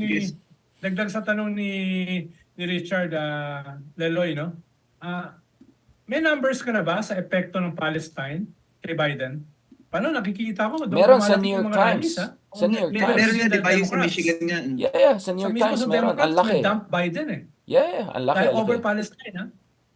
No, kaya nga nagsabi si Kamala Harris na suddenly immediate ceasefire, mga na biglang nag-change tone sila kasi I think na-threaten sila because doon sa primary sa Michigan, ang laki ng backlash sa Muslim American votes and all. But ikaw, Lela, I want to ask you because you're there. You're gonna be in the US whoever wins after November. I think gano'n na nga pa, unang-una, I think gano'n na nga papunta na nga dun sa ceasefire, call for ceasefire na hindi pa ginagawa ni Biden, pero nakikita mo na kahit dun sa SONA, back and forth, di ba? Of course, he starts with the hostages, palalayain natin yung mga hostage, pero ina-acknowledge na masyadong malala na yung war. And then I think at one point, it might be convenient, hindi ko alam kung gagawin to, it might be convenient to really think about Netanyahu as a Republican. Kasi naman si Netanyahu, openly pro-Trump naman si Netanyahu eh. Yeah. It's not as if malaki yung mawawala sa'yo pag binanatan mo ng binanatan yan. Pero I think mayroon talagang pro-Israeli instinct si Biden na medyo matagal bago magbago ng isip. Pero si Biden, I mean, if there's anything to Biden, we know that he changes his mind. Diba? At He's a some politician. point, at some point. Marunong mamul. For his entire career, marunong siyang mamulso. Yun yung kanyang advantage. But bro, he's not young malinaw anymore. na, I mean, sa pulso na. you see, yung sinasabi mo, intellectual dexterity, that goes significantly lower after a certain age, doesn't it? I mean, that's my understanding. You're right, throughout his lifetime. Or pag naging presidente ka na. I wonder. I don't know, yun nga And eh. then, Iba eh, di ba? gusto mo. Iba eh. But remember, Meron siyang sense of Benny Gantz. entitlement eh. But remember, Benny Meron siyang Gantz. sense of entitlement eh. But- Kasi sabi niya kay Evan Osnos, actually, yung pinaka-nakakatakot na line ni Biden sa interview niya with Evan Osnos is something like, I deserve this. Parang pinagtrabahoan ko to. Which other Democrat would you expect to not run again? Parang yun yung sinabi niya. Yun yung nakakatakot doon. But back to the question of in denial, maraming Democrats sasabihin nila the polls can be wrong. And indeed, yung polling naman talaga ng US has not been as good as yung polling ng SWS or ng Pulse Asia, di ba? Hindi na predictor ang polling Google sa Trends, US. Google Trends. Well, hindi na predictor. Baka sila kailangan mag-Google Trends kasi hindi na predictor yung Malapit na survey nila. mag-Google Trends yung Democrats at the Baka ratings are malapit na going. mag-Google Trends dito sa US kasi hindi na clear yung predictor. Pero so hindi ko alam, somewhere in the middle. And then, I don't know kasi ako man personally, I haven't been paying attention to Trump, pero when you pay attention to Trump, again, you realize that he's really moved towards the right. Ibang level yung kanyang endorsement of white supremacy recently. Like yung sa mga rally niya na magpe-play siya ng mga video ng mga insurrectionists or yung mga insurrectionists na sa kulungan kumakanta ng national anthem tapos piniplay sa rally. Talagang he's really embraced itong yung kanyang insurrectionist Alt-right na talaga, far right. no? Yeah. Far right. This is worse than yung earlier version ni Trump. So ewan ko kung makita yung mga tao matakot sila kasi ako hindi ko siya pinapansin pero nung pinansin ko ulit talagang nakakatakot So, talaga. so letter F na ito. So F level na ito. F na to. Si Ronald yung... Pero for Walden siguro, yeah. Ang conclusion mo dito, close race. Yeah. Diba? I think Sa nakita nobody ko will survey, say na Leloy, ang lamang lang ni Trump is 1.5 eh. Ibig sabihin, na hindi yan malayo. mga within the margin lahat, 'di ba? Tapos survey pen, tapos marami pang oras. Pero ang conclusion mo dito, close race. Every US presidential election, given yung divisions of society, is a close race. So And imagine then, of Trump course, getting, 85, 90 million votes? I mean, that would be crazy for someone who has all of... Right? I mean, even if he loses, he might get more than, 80 million votes, right? I mean... Nung natalo siya, he got more votes than Obama. Exactly. I mean Nung it's natalo crazy, siya. right? Pero Leloy, sabi mo nga, it's mas nag-swing siya sa right. Pero may calculation yun eh. Sa kanilang data analytics, no? Doon siya mananalo eh. Hindi siya... na consolidate niya yung base niya. Base consolidation move. And then, sumagap ng mga Latino voters. Yeah. So, I mean, interesting like... Mataas niya sa Latino, ha? Mataas si Trump sa Latino. Mataas traditionally, mataas siya sa Latino. And of course, let's not forget that Trump is really, I think, the president who turned Florida red. Yeah. It's a purple state naman yung Florida before, but after Trump, naging red na talaga.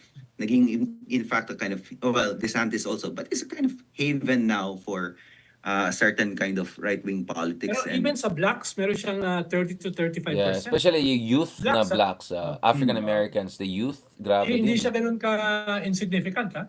Hindi, kasi daming dismayado kay Biden eh. And remember, the African American community was hurt most by inflation. Kasi 'di ba the more economically vulnerable, Homelessness, the more you're gonna hurt. I opioid mean, I was epidemic. just in Washington DC, no, doon malapit papunta sa capital sa Pennsylvania Avenue. Ang daming I mean, we know that DC was crazy 20 years ago, pero bumalik yung mga homelessness and all, even sa Washington DC. It's looking like San Francisco, man. Bisitahin mo ako dito, pahihitangan kita ng No, I homeless. know in San Francisco, bro. Grabe Ibang dyan sa lugar klase. na yun, I eh. know, it's crazy. Pero yung Washington DC, seat of power, andun yung capital, tas andun yung mga tao sa... I mean, wow, man, this is... I mean, propaganda point yan, di ba? Ang dami mga nag-comment nung nag-post ako. Yan, Saka kasi... yung looting. Yung Oh, looting, ha? grabe. Grabe. This is really not good. This is really not good. Kaya nga, the optics are not really good and all. So, Lelo, speaking of the Filipino-American community, you think they're gonna go Latino and a little bit more Trump? Maybe 40-60 this time? Di ba closest naman talaga sa Asian American communities to the Democrats, to Exactly, the yung Republicans, Filipino, Filipinos and yeah. Vietnamese. Hindi sila clear Democrats. So they're still primarily Democrats. But they're easy to swing to Republicans. So, ang dami rin Pilipino diyan na Republican at saka pro-Trump because of the abortion issue. Yeah, kasi Oo nga. conservative Catholic pa rin tayo eh. Oo. Oh, so that's Mga single issue voters. yeah. And of course, 'di ba? I mean, I was just listening to a history of yung abortion movement. The anti-abortion in the US really started with the Catholics. In the 70s naman, 60s, wala naman pakialam ang evangelicals sa abortion eh. So, feeling nila sila yung OG anti-abortion. Yeah, well, speaking of religion, I think that's a perfect segue to our next episode. Pag-usapan natin, ano ba to? Sect ba ito? Religion ba ito? Of course, dahil sa California, ito na, there's a judge ruling dito sa warrant issue kay favorite, spiritual advisor mo ba yan, Ronald? Pag-usapan natin yan in the next episode. Ganda ng ganda ng segue mo. Talagang co-host na co-host ka. I was waiting for it. Sabi ko, paano kay transition kay Quiboloy itong Washington DC na discussion? Thank you very much, gentlemen. Fantastic to have you again. RRL. Yan, ito na. Okay, guys. Kamusta na? Last time we checked. Okay. Ito na, may mga updates na tayo. Mukhang, di ba, Ronald, DOJ is moving na, di ba? Mukhang on the Quiboloy issue. Nakasuhan na nila. FBI is probably also working. And then sa California, also there was a ruling by the judge to create, more transparency around the details of the crime. yeah. Buksan na talaga para makita ng tao. Which will prepare the Oo, extradition. ano yung mga evidence, ano yung mga ganun.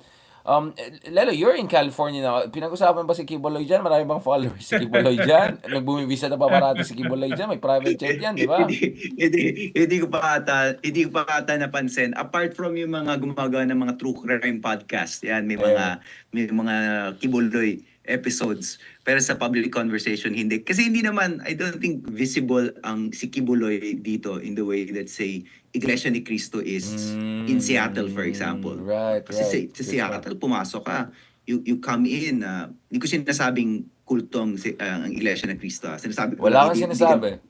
Visual ang si Quiboloy dito. Kasi sa Seattle, you actually see yung Iglesia ni Cristo. And people talk about it. Diba? So dito hindi. Ikaw, Ronald, so the things are coming together on the judicial administrative side. You think it's just a matter of time? Yeah, dahil mapapahiya na yung US, nagsalita na yung US Embassy eh. No? Inamin nila na grabe yung mga kaso ni Quiboloy sa US, no? At hindi totoo yung sinasabi niya about rendition, hindi totoo yung sinasabi na $2 million na patong sa ulo niya. Yeah. Para pumatol yung US Embassy sa ganyan, ibig sabihin galit sila. Ibig sabihin seryoso sila. At yung pag-unopen ng ng ebidensya ng kanyang kaso, ibig sabihin yan, that's a significant step towards extradition. So, di ako masusurpresa na ang susunod dyan ay request ng US for extradition sa Department of Foreign Affairs at saka sa DOJ. So, Ronald, kaya siya ay pinasa na niya kay Digong yung pag-administer ng kanyang properties, no? Ibig sabihin naghahanda na siyang tumakas bago siya magkaroon ng so confirmed yan, Ronald, yung official administrator niya. Yan. Oh, wow. Report na yun eh. Nag-headline na yan. Kaya ang indication niya, naghahanda na siyang mag-eskapo, no? Dahil ang susunod kasi sa kwan, Ni hao ma, ni hao dito ma, sa ni hao contempt, ma. warrant na yan. Yung susunod sa Yeah. DOJ, warrant na yan. So, after ng warrant, whole departure order, hindi siya makakalabas ng bansa. Yeah. So ngayon, most probably, lalabas siya para magharap ng bansa na walang extradition. Or kaya ay aalagaan siya katulad halimbawa ng China. No? Mga China Dahil- lang talaga maisip ko eh. I mean, saan pa Dahil sa ba? first week of April, magkikita si Xi Jinping at saka si Digong. Yeah. This is also the big news, no? Anong suspecha mo, Ronald, ang magiging tugon ng DFA once they get that request? Tingin ko kay Quiboloy ay easily papayag ang DFA dahil hindi yan ICC eh. Extradition yan eh. No? Amerikano. Oo, extradition yan eh. Yung sa ICC, hindi na tayo miyembro eh. May debate dun sa jurisdiction eh. Pagkamat nagsalita yung Supreme Court natin with unanimity na may jurisdiction ng ICC. Parang yung presidente lang ang hindi naka-realize nun eh. So, pero yung sa extradition, walang debate dyan. Anytime pwede mangyari yan. Kaya hindi ako magugulat nung pinasa niya kay Digong yung pag-administer ng kanyang properties, etc. Diyan, ibig sabihin, naghahanda na siyang umalis. No? Bago lumabas yung warrant, bago lumabas yung whole departure order. No? Ngayon, pwede pa siyang umalis eh. No? Pwede pa siyang umalis. So what's Duterte's game? So meron bang urgency? Then magkakaroon ng urgency on the part of the DOJ and even maybe the US na pabilisin itong proseso para hindi na maka-escape si... Dahil nag-announce na yung DOJ, nasasampahan siya ng kaso. Tapos by Monday, kung hindi makuha ni Robinhood Padilla yung 8 votes para pigilan yung contempt, warrant na ang lalabas. Sa Monday. Aresto na siya sa Senado. So, ang nangyari, nasa Senado na siya. Oo, so, pag pick up na lang siya sa Pasay din sa Amerika. Oo, lilipat lang siya ron. So, tsaka ang tingin niya kasi dito, yung QAnon Philippine version na conspiracy, na siya ay papatayin, na siya ay rendition, no? Etc. Medyo Alex Jones level merong na to. kabal sa Malacanang na devil worshippers na involved sa mga orgies, no? Diba? Sounds familiar. No, but Ronald, I mean, what if it works? I mean, the rally was not small. Ang kaba ko lang, Leloy, kung kasama ba si Richard sa orgies? Ikaw lang big R dyan. No, but seryoso, Ronald, I mean, as ridiculous does this sound? I mean, what if maraming kumagat, tapos mag-rally mang gulo-gulo dyan sa Senado, tapos... Ang call na nila, diba? Rally sa Liwasang Bonifacio at saka sa Senate, ang call na nila, hindi lang Risa resign. Ang call nila, hindi lang Marcos resign. Ang call nila, bring down the government.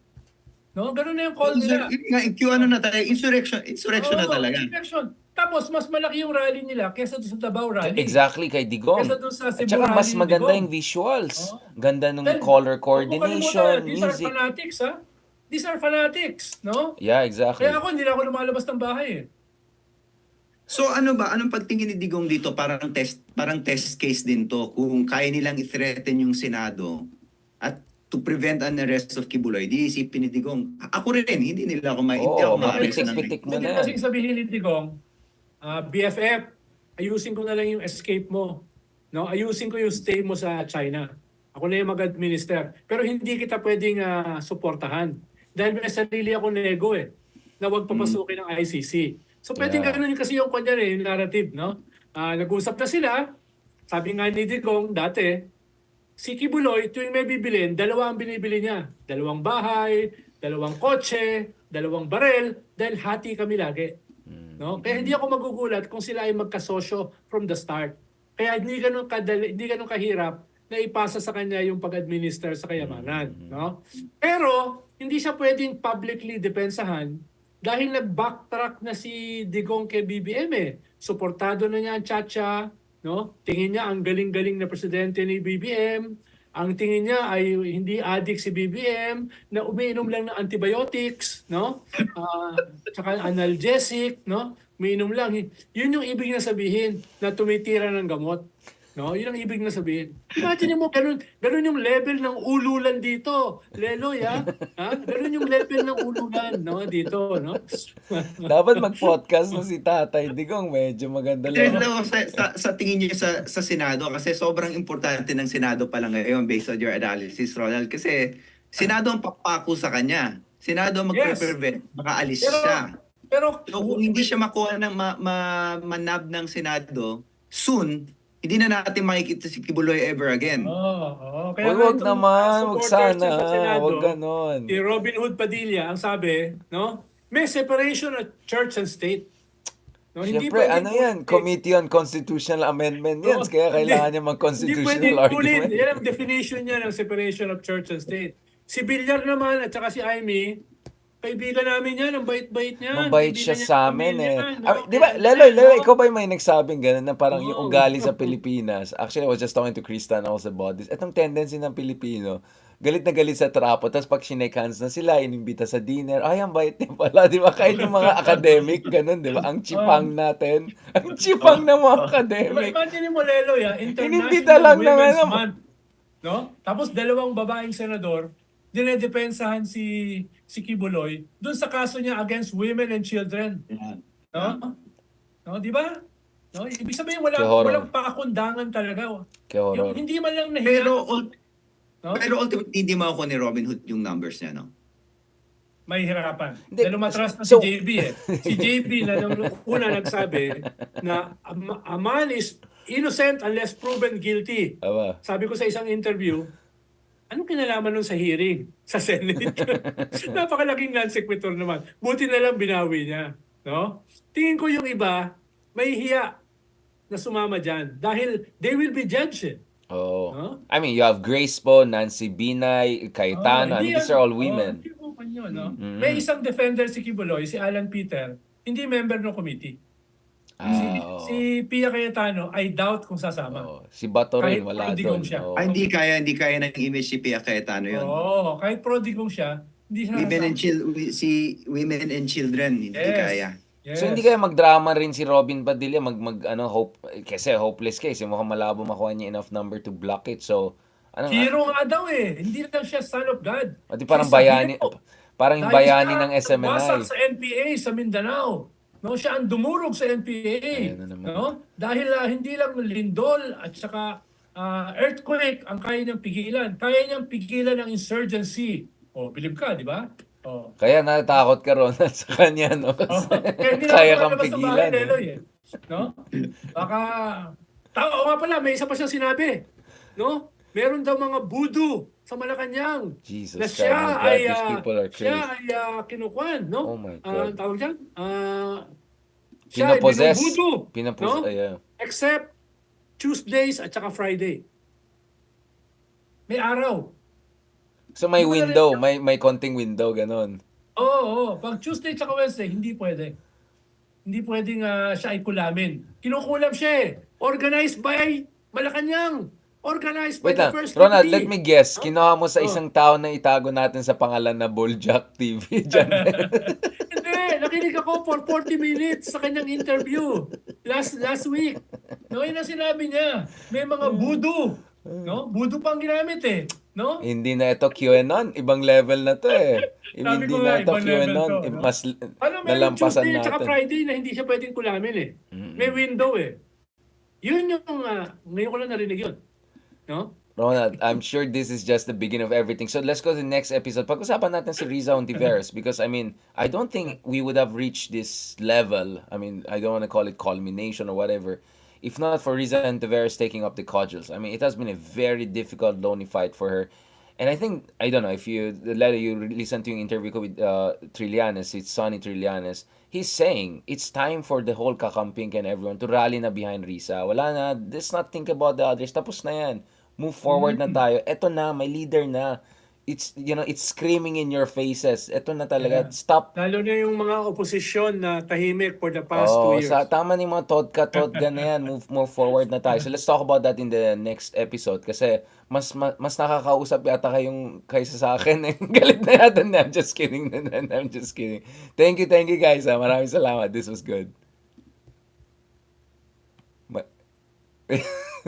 Hindi, wait lang, may sasabihin ako, never mind. Si Ronald kasi talagang... Talo ka. Oo. Talo ka lang. Talo ka. Okay, guys. Ito na. Pag-usapan natin. Is this it? I think, is this it? Wala na, mali na. Ulitin na, this is it. Okay, this is it. Ito na talaga, guys. So I had a discussion with si Senator Lance dito sa podcast natin. And ulitin ko natin na, bulol na dahil kay Ronald. Diba? Sabi si Sarah. Okay, ito na, guys. This is it. Or ito na ba talaga? Is it time na for the kakamping, for the opposition, everyone to rally na behind Risa Hontiveros? Because if you look at it, grabe, she has taken up the cudgels from since ever. But I think Kian de los Santos time pa lang, she really proved the mettle of her leadership. But clearly that was not an outlier case. Ito kay case ni Quiboloy, grabe, no? It's Risa Hontiveros has been taking up the cudgels. Grabe.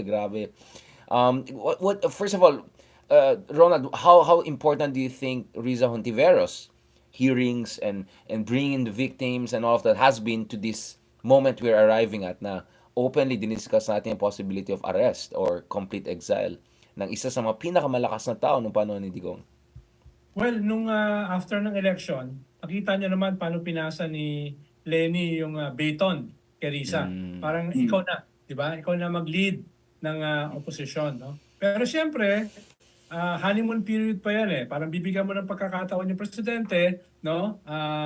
To prove his mettle. Kaya hindi naman opposition banat ng banat. Yeah. Pero almost 2 years na, dyan sa panahon na yan, si Risa naman na nag-scale up eh. In terms of criticism dun sa both sides, the Duterte and the Marcoses, Maharlika, Chacha, siya naman na nag-take na lead. At ngayon, siya yung nagko-convene ng Big Tent para doon sa possible slate para sa midterms, no? At tama yung sabi ni Senator Llanes, dapat i-harness na yung pink wave, which should have done much earlier, no? Para talaga papunta hindi lamang sa midterm, kung hindi para tignan na rin yung 2028. Di ba? Dahil napaaga na talaga eh. Yung 2028 ay napakaaga and the lines have been drawn. No? And at pagkikita mo yung mga iba't ibang mga morbid na mga pangyayari, kailangan naman may mag-scale up na hindi lamang decent, no? Hindi lamang intelligent, no? Pero meron naman talagang rason de ata. No? Meron namang reason for being na ililift yung ating politics, yung ating bansa towards something much better than what we're seeing coming out of the woodwork, no? Lunatics, scoundrels, no? Parang parang binabaha tayo. El Nino, La Nina, pero binabaha na tayo this early ng itong mga scoundrels na ito. Kailangan may magpakita naman na naiiba sa landscape. Uphill yan. Dahil alam mo naman, mga botante natin, no, ay we have to win back their hearts kasi, you know, I mean, just to remind people before bashing the voters, our people also brought Pinoy into power. Our people made Lenny the VP. Our people made Ang ibig ko sabihin, voters want to be given what they want, not only what they need. So kailangan mo the ng desire, balance. Kailangan mo ng balance. Yung mga activists katulad natin, ang focus natin what people need. That's a very good point. Yun yung sasabihin ko Yes. na kinakailangan ng kaunting hindi lang tweaking. Kailangan ng konting Spice Girls. No, okay. Spice Girls. Okay. I want to. Kailangan natin may Spice Girls. But Delilah de Lima. But ito, Lele, I mean, what is your take on this? Because, you know, Risa is also a good friend of yours and you have been in conversation with her, you know, in terms of understanding where's her state of mind, where things are in terms of her, you know, yung... Well, I know, but I mean, how should I put it? Kasi ganito, okay, I'll spell this out na, no? Lenny's still number 3 dun sa mga surveys. From both what and Ronald I understand, number 1 na si Raffy Tulfo. Okay, so for the past 2 quarters, it's Raffy na. And Leloy, you are the last person to be surprised by this. We have been talking about the rise of not 1, but potentially 3 Tulfos. Ben and Kahit si Ben, no? Kahit si Bitag, nandiyan ang basa ko, Ben will try to run also for president. So yung tatlo na yan na Tulfo, nako, maging grabing competition na yan. So, Bitag kayo lahat. Kaya, pare, di ba? Mama, ilalagay ko yan sa patibong ng aking bitag. Ito yung favorite mo si Ben, di ba? Si Isumbong! Ben. Isumbong Katulpo, di ba? Yan na yung household word. Laloy. Para sa bitag, lalabanan natin ng corruption. Lugar. Bitag yan. Yan yung twang nila, yung twang na American bigla. Si Ben yung may pinakamakapal na yung twang niya. na twang. Imagine mo, mag-state of the nation din yan. Pero ito, going back to this, no, because Lenny's still number 3 sa mga surveys, and Lenny has not made clear where she stands. There's some people pa rin who are saying she has to have another shot at this, diba? Kasi after all, nag-first runner-up naman siya, nanalo naman siya. But my point is, until hindi tayo clear dyan, the momentum is slipping away, di ba? Kasi 2028, hindi mo pwede paghandaan ng 2027, 2023. We saw what happened last time when you do things at 11th hour, na-lock in na ng kabila niyan, di ba? I mean, the Tulfos are gaining ground. Sara will still be there, last time I checked. And, di ba, Ronald, we discussed, Basta will be option B. If ever Sara suddenly drops out of the game, Basta will be there, and I don't think Basta is someone we should More underestimate. handsome Digong. Although, maging 40 ba siya by 2028? Yun lang nang hindi ako sigurado sa... Hindi, ako nga, maging 40 na pala siya. Tama. Pasok siya. Pasok siya. Unlike Vico Soto, unfortunately, hindi pa siya pasok. So, yung mga umasa kay Vico Soto, maga pa. Unlike, I don't know, sa France ka, 34 years old na yung Prime Minister, pwede na di ba? LGBT pa. Exactly, and stylish pa, di ba? Medyo le français. No, Leloy, where do you stand on this? I know this is a difficult conversation, and probably I was the first idiot to steer the fire, di ba? Kaya nga ang daming galit sa akin, but I'm just being... So I wonder why. I wonder why maraming galit Hindi, sa'yo. kaya nga si Sunny ang, di ba, siya lang nag-support sa akin ng ganun. So, sabi ko, there must be something between me and Sunny Trillas. Siguro talaga mga tayo, no? Yung mga toxic masculinity. No, I'm just kidding. No, but seriously, Leloy, I mean, what is your read on this thing? Yun nga, 'di ba, matagal na dapat kasi matagal nang pinasa yung baton kay Risa, 'di ba? After the election pa lang sinabi na ni Lenny yan, pero hindi na wala namang sumeryoso doon eh. Hindi sineryoso ng followers ni Lenny, hindi rin naman at I think sineryoso ng followers ni Risa kasi ayaw rin naman magmukhang ambisyoso at saka nandiyan pa rin naman si Lenny. But I think from Lenny's perspective, I mean, just tingnan niyo yung social media ni Lenny.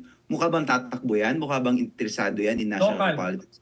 Mukha ang interest si Lenny ngayon is to connect with Filipinos across the world, for one thing. And obviously, she misses her family. Nanay na nanay ang kanyang Instagram, nanay na nanay ang kanyang social media. At saka ang kind of national advocacy ni Lenny ngayon is to think about national problems related to disinformation and things like that. Yung kanyang mga lecture, mostly ganyan ang mga kanyang pinag-uusapan. Pero hindi na talaga pinag-uusapan ni Lenny ang electoral politics. And if she wants to do it, she needs to shift now. Pero mukhang wala namang ganong klaseng interest. Mukhang kung magkakaroon ng interest local. Yeah, but the local one could be the jumping point for 2028. So yung mga, But the local could be a jumping point for 2028. That's or true. at least that's pero the hope of her meron supporters. talagang level dito na kailangan tanggapin ng mga kakamping na out na yung idolo nila. And the next movement should not be a kakamping movement. Iba na ito. So yung gusto ko ang itanong sa inyo is, kung magsalita minsan people like Sunny, sasabihin nila, yung mga kakamping dapat suportahan na si Risa. Totoo yun. What's beyond the kakamping? Meron bang beyond the kakamping?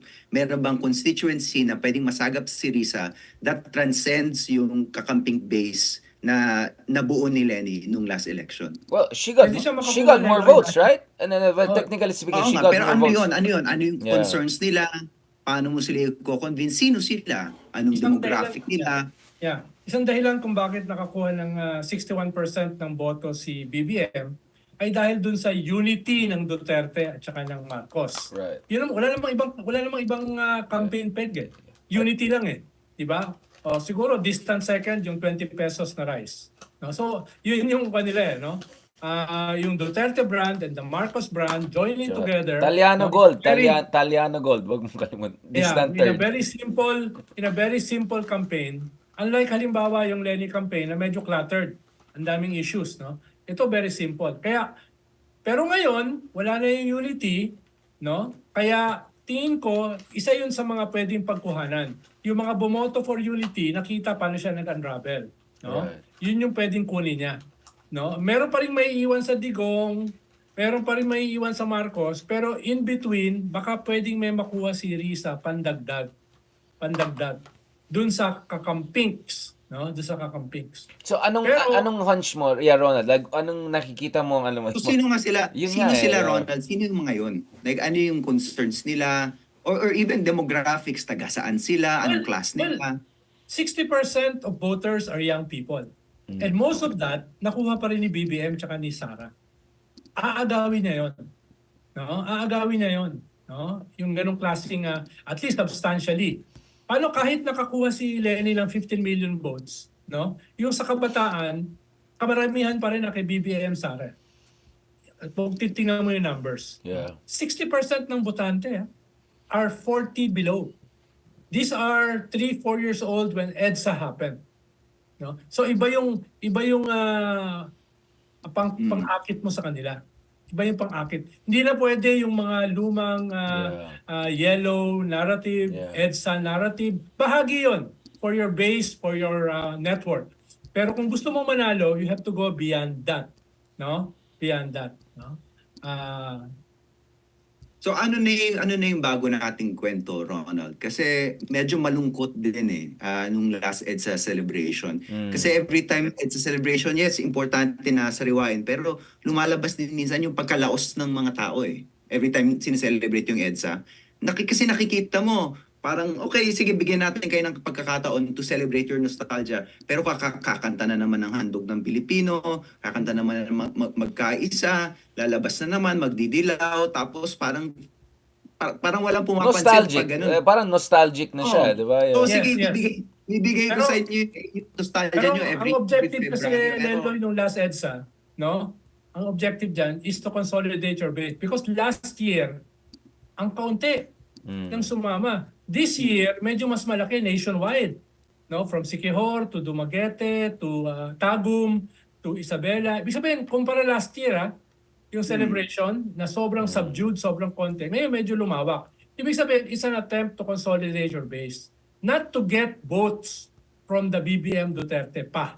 No? So, i-consolidate mo muna dahil yan ang gagamitin mong network Di ba?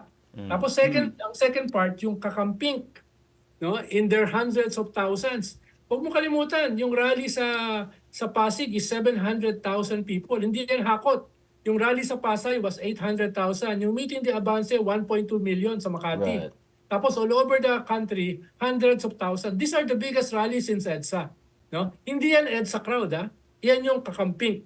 Yan yung second part na kailangan mo i-harness. Tapos ikatlo, ito na. Pupuntahan mo na yung mga bumoto kay BBM at saka kay Sara. So, 3 stages Dito mo kinakailangan, sa ikatlong stage, yan yung tinatanong mo, ano na yung narrative? No? Ano na yung peg? No? So, pero punta tayo sa second stage. Yung second stage, ang kailangan mo dun, si Lenny. Well, Lenny, ang proposal naman kasi dati, after the election, magsama si Risa at saka si Lenny in a nationwide Thanksgiving and listening tour. Town hall to style. consolidate the campaign. It never happened. Dahil nga si Lenny nag-abroad na, tapos si Risa, legislator siya no? Legislator siya. Hindi siya pwede mag-sharpest line na kinakailangan mo as an opposition leader. Legislator ka, kinakailangan mo magkaroon ng consensus doon sa mga bills mo. No? Pero after the midterm, magbabago na yan. After the midterm, magbabago na yan. Kaya medyo hirap. Pwede pa bang buhayin yon yung nationwide tour na magkasama sila? Sana, no? I don't have the numbers Yeah. Pero halimbawa, itong mga survey ngayon, no, na yung pro Lenny yung nakuhang boto ni Lenny ay 27%. Dito sa survey ng Okta at saka ng ano ba tong bagong survey firm ay lumalabas Si numero, sila W numero. 10% si Lenny. WR ba yun? Sina Robin. Sila Robin, Garcia. Nadagdagan ng 10% sila. Ibig sabihin, may bahagi doon sa Bongbong Sara na lumilipat. Naghahanap ng alternative. Yun yung ibig sabihin ng numbers. No? Not as huge, not as dramatic, pero significant. 10% From 27 na nakuhang boto ni Lenny, nagkaroon siya ng 37. No? So naghahanap yun. Naghahanap yun ng leader, naghahanap yun ng political project. No? At kung yan ay indicative of a growing disenchantment at saka kwando sa BBM at saka Duterte camp, magandang symbol yan. Magandang symbol. Kaya nga sinasabi ko sa iyo, the EDSA is different. Yung EDSA ay umalis ka doon sa nangyari last year na halos walang celebration. Ngayon na nationwide, may energy, pupunta ka ngayon sa second stage, nakakampings. Okay, so let's talk about yung kampanya ni Risa kasi siyempre nakita natin yung kampanya ni Risa simula pa lang dun sa magandang laban hanggang doon sa pro-moms hanggang doon sa naging really healthcare candidate si Risa. So nangapa ang mga people around Risa until nahanap yung formula na gumana, which is I think connected largely sa healthcare. On a substantive level, 'di ba? Pinapakita mo na yung governance, good governance manifests in being able to provide people with decent public services. And of course, naging healthcare yung cause ni Risa. Yun yung naging winning formula niya after 2 previous tries. Scalable ba yun, Ronald, to a presidential campaign? Iba kasi yung senador eh. Pag kayo, 12 seats yan eh. Marami kayo naglalaban. Sa presidential, halos one-on-one yan eh. 1-on-2, 1-on-3. So, dito, medyo mag-i-scale up ka eh. Dahil mag-i-scale up ka, na hindi sapat yung medyo cognitive. Sa presidente, kailangan emotional eh. Diba? Kailangan emotional eh. Yung approach mo. Tsaka dapat simple yung message. So, hindi ko alam what that will be. No? Halimbawa, bakit nalalampasan na ni Tulfo si Sara? No? Dahil si Tulfo, in a way, populist, no? Without the EJK. Diba? Yun yung may kaunti siyang may hinahaluan niya ng kaunting modernity eh. Pero pinipili niya yung battles niya. Banat sa mga bilyar, sa land conversion, no? Banat sa DepEd, no? Dito sa pag-deteriorate ng ating education, banat sa PCSO, no? Dahil yung mga mahihirap, yan na lang ang kanilang quick rags to riches, dinadaya pa. So makikita mo may calculate, pero hindi siya bumabanat sa national, tahimik siya ron. 'Di ba? Yung mga nagdi-divide sa bansa. Gagawin niya 'yan after ng midterms. Pati Quiboloy, 'di ba? Wala siyang statement, andun din siya. Pero bumoto siya against, no? In fairness. Kasama siya nila Risa doon sa against doon sa pagpapadepensa kay Quiboloy. So, namimili siya, he's choosing his battles. Pero not too controversial para yung canons ay tumapat sa kanya. Pero mine-maintain niya yung populist rhetoric. Baka kailangan ng dagdagan ni Risa 'yon. No? Not yung populism na negative. No? Yung something different, something emotional, something disruptive, something about what people want, not only what they need, no? Anong combination without yan? coming off as grandstanding, 'di ba? Kasi the accusation against Tulfo is nag-grandstand sila, yung mga I know it works number-wise, pero value added 'yun, ha? Value added yung gano'n, ha? In our political system, value added. I mean, there's no other way but to grandstand. Ikaw, Lelo, I mean, what are the embers of a kind of a next generation, less pink movement 2.0, or I don't know, ano maging next kulay? I don't know, hopefully purple, my favorite color.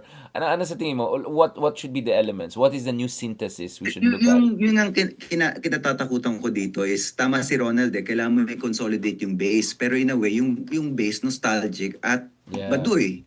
So, kailangan ma-placate mo sila, yung mga traditional dilawan, pero kailangan mo rin i-tamp down yung tendency na mag-moralize. Kasi yun naman talaga yung pinakamalaking problema ng dilawan I was just looking through op-eds na mga pro-Lenny, tapos sa Inquirer, meron pa rin na mga sa Inquirer na kung binoto mo si Marcos, bobo ka, existential threat sa ating demokrasya dahil kinakalimutan natin yung inalay ni Ninoy at saka ni Cory sa atin. Meron pa rin ganun as recently as yung Lenny campaign. So yung ganung klaseng base, how do you in a way kasi hindi mo naman kasi sila todo i-placate. Hindi mo naman sila kailangan talagang i-placate yung ganung klaseng baduy na base. Kasi anong gagawin nila? Iboboto nila si Marcos. Iboboto nila sa'yo na yun Sa Sa'yo youth na life yun.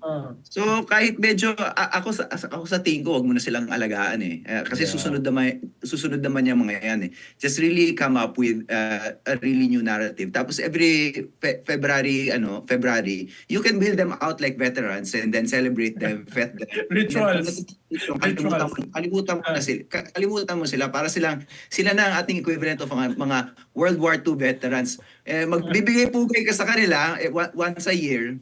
Pagkatapos nakakalimutan mo na sila, hindi ka nakakanta ng handog ng Pilipino. Ganyan yung Tapos, impression ko Lele, dyan para anong gagawin mo dun sa mga Karen?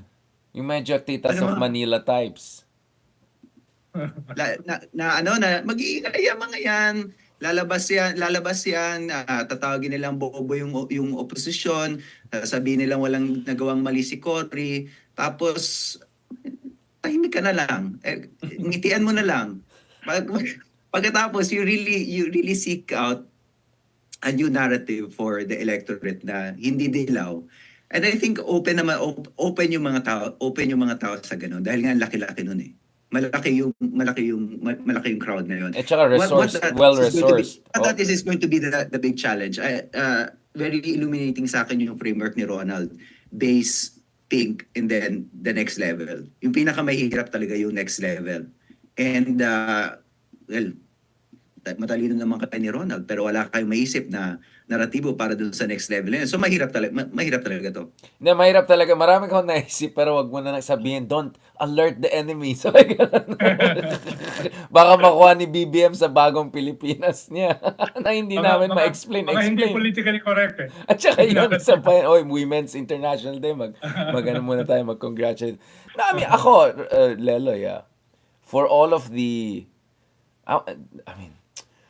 for all of this scrambling to figure out what's gonna come, muntik na ako magdun, no? Parang I'm gonna see what's there in the sand, yung mga ganun.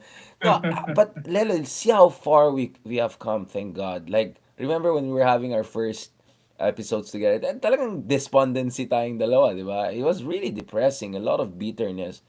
Look at how far we have come in the past 18 months to 24 months. We have gone from despondency to like, wait lang, baka naman, di ba? And so now we have good problem. The good problem is like, how are we gonna make use of pause? Hindi na tayong survival mode Kasi medyo 2 years ago, di ba, Ronald? Puro tayong mga survival mode in the sense that all of us were lonely in our own ways. Kasi, di ba, we took independent position. Si Ronald, matagal na canceled yan. Para Ako kami hindi ako lonely Ayan ka na naman, kakasabi mo lang na single by choice, tapos hindi ka lonely. Kami ni Leloy kasi, dami nagalit sa amin kasi lalo si Leloy, hindi yan He doesn't hold back. Ako naman, bardagulan on Twitter and all. Doon na nga lang sila malakas sa Twitter, doon ko pa sila binardagulan, di ba? So I think we have come very far. So once you look back like that, I think we can look forward. Medyo nagdudunto na ako ngayon. Meron akong tanong sa inyo. Is it possible na the analogy is imperfect but that a Risa campaign could be a Bernie Sanders type campaign na kahit hindi siya manalo, kaya niyang itulak yung other opposition figure to left position. So let's game this out. Merong Marcos or Duterte candidate, merong Rafi Tulfo, merong Risa. After a while, we realize that the opposition really has to back Tulfo. Otherwise, may mananalo na pro Marcos or pro Duterte. Si Rafi ang magiging presidente mo. Pero gagamitin mo yung constituency ni Risa to push that candidate towards more progressive. May leverage ka. Exactly. May leverage ka. Pwede ba yun na parang, yes, siya yung exactly. magiging Joe Biden, si Risa yung magiging Bernie Sanders? Posible Kasi yun. sinasabi ko we shouldn't aim for a win pero realistically, pwede mangyari yun. Posible yun, no? Si Tulfo is not a Hillary or a Biden, no? Pero wala siyang political party, wala siyang political movement. So he's a blank check. That could be positive or negative. Ang gagawin mo is to contest that blank check. Iba yun ang gagawin mo. Baka nga pwede kung depende kung tataas si Risa sa survey, pwede sila mag-team ni Tulfo, no? So iba kasi kung bahagi ka ng team para mag-negotiate, no? Yun yung pero yung sinasabi mo, that's feasible, no? Actually, even almost probable, right? I mean, if current trend lines continue, that's the probable outcome, Dahil si Tulfo, wala talaga siyang wala siyang machinery, wala siyang political party, wala siyang coalition, no, wala siyang platform, which could be positive. Yeah. Dahil maghahanap siya. Maghahanap siya. At kung nandun Yung ka, mga organizer. sa gilid-gilid, no, hindi ka malayo, pwede mo ikwan yun, i-contribute yun. And unlike BBM, he's a self-made man. No offense, right? That's the big difference with BBM. Kasi di ba ang criticism natin kay BBM, medyo blank pa rin siya. Diba? The thing with Tulfo though is, meron siya yung will to power. Very Nietzschean, di ba? May will to power yung taong yan, di ba? I mean, he has made it so far from what, right? Ang main bill niya is land use. Na hindi malayo sa atin. Yun naman yung main Actually, you have a point. Land You have a use, point. no? Imagine mo land use. Tsaka actually, yung defense of women and children, hindi feminista yung angle ni Rafi. Medyo chivalrous, kailangan ipaglaban ng mga pinakamahina sa lipunan. Ganon, parang macho chivalrous yung kanyang approach to women and children. But the point is, malakas siya. It gets things done. It gets things done. Exactly. Pero ano yun, pwede iba yung manifestation, pero kung may feminista ka na alongside that, pwede mong baguhin yung tono nun. Kasi bukas siya sa ganun eh. Kahit sa show pala niya, ang pinakaayaw ni Rafi Tulfo, naalala ko doon sa Wanted sa radyo, ang pinakagalit siya sa mga nambubugbog ng babae. Yeah, mga asawa, mga boyfriend, no? Doon siya galit na galit. And I think Risa being there, meron siyang effect talaga eh. Di ba? Nakita mo, even si Robinhood, very malumanay siya. Ma'am, mawalang gana po. I mean, yung mga very respectful siya and all of that, 'di ba? Mawalang galang po, sorry. Mawalang gana. Walang gana talaga ako minsan sa mga senador. Tsaka Big R, anti-China siya.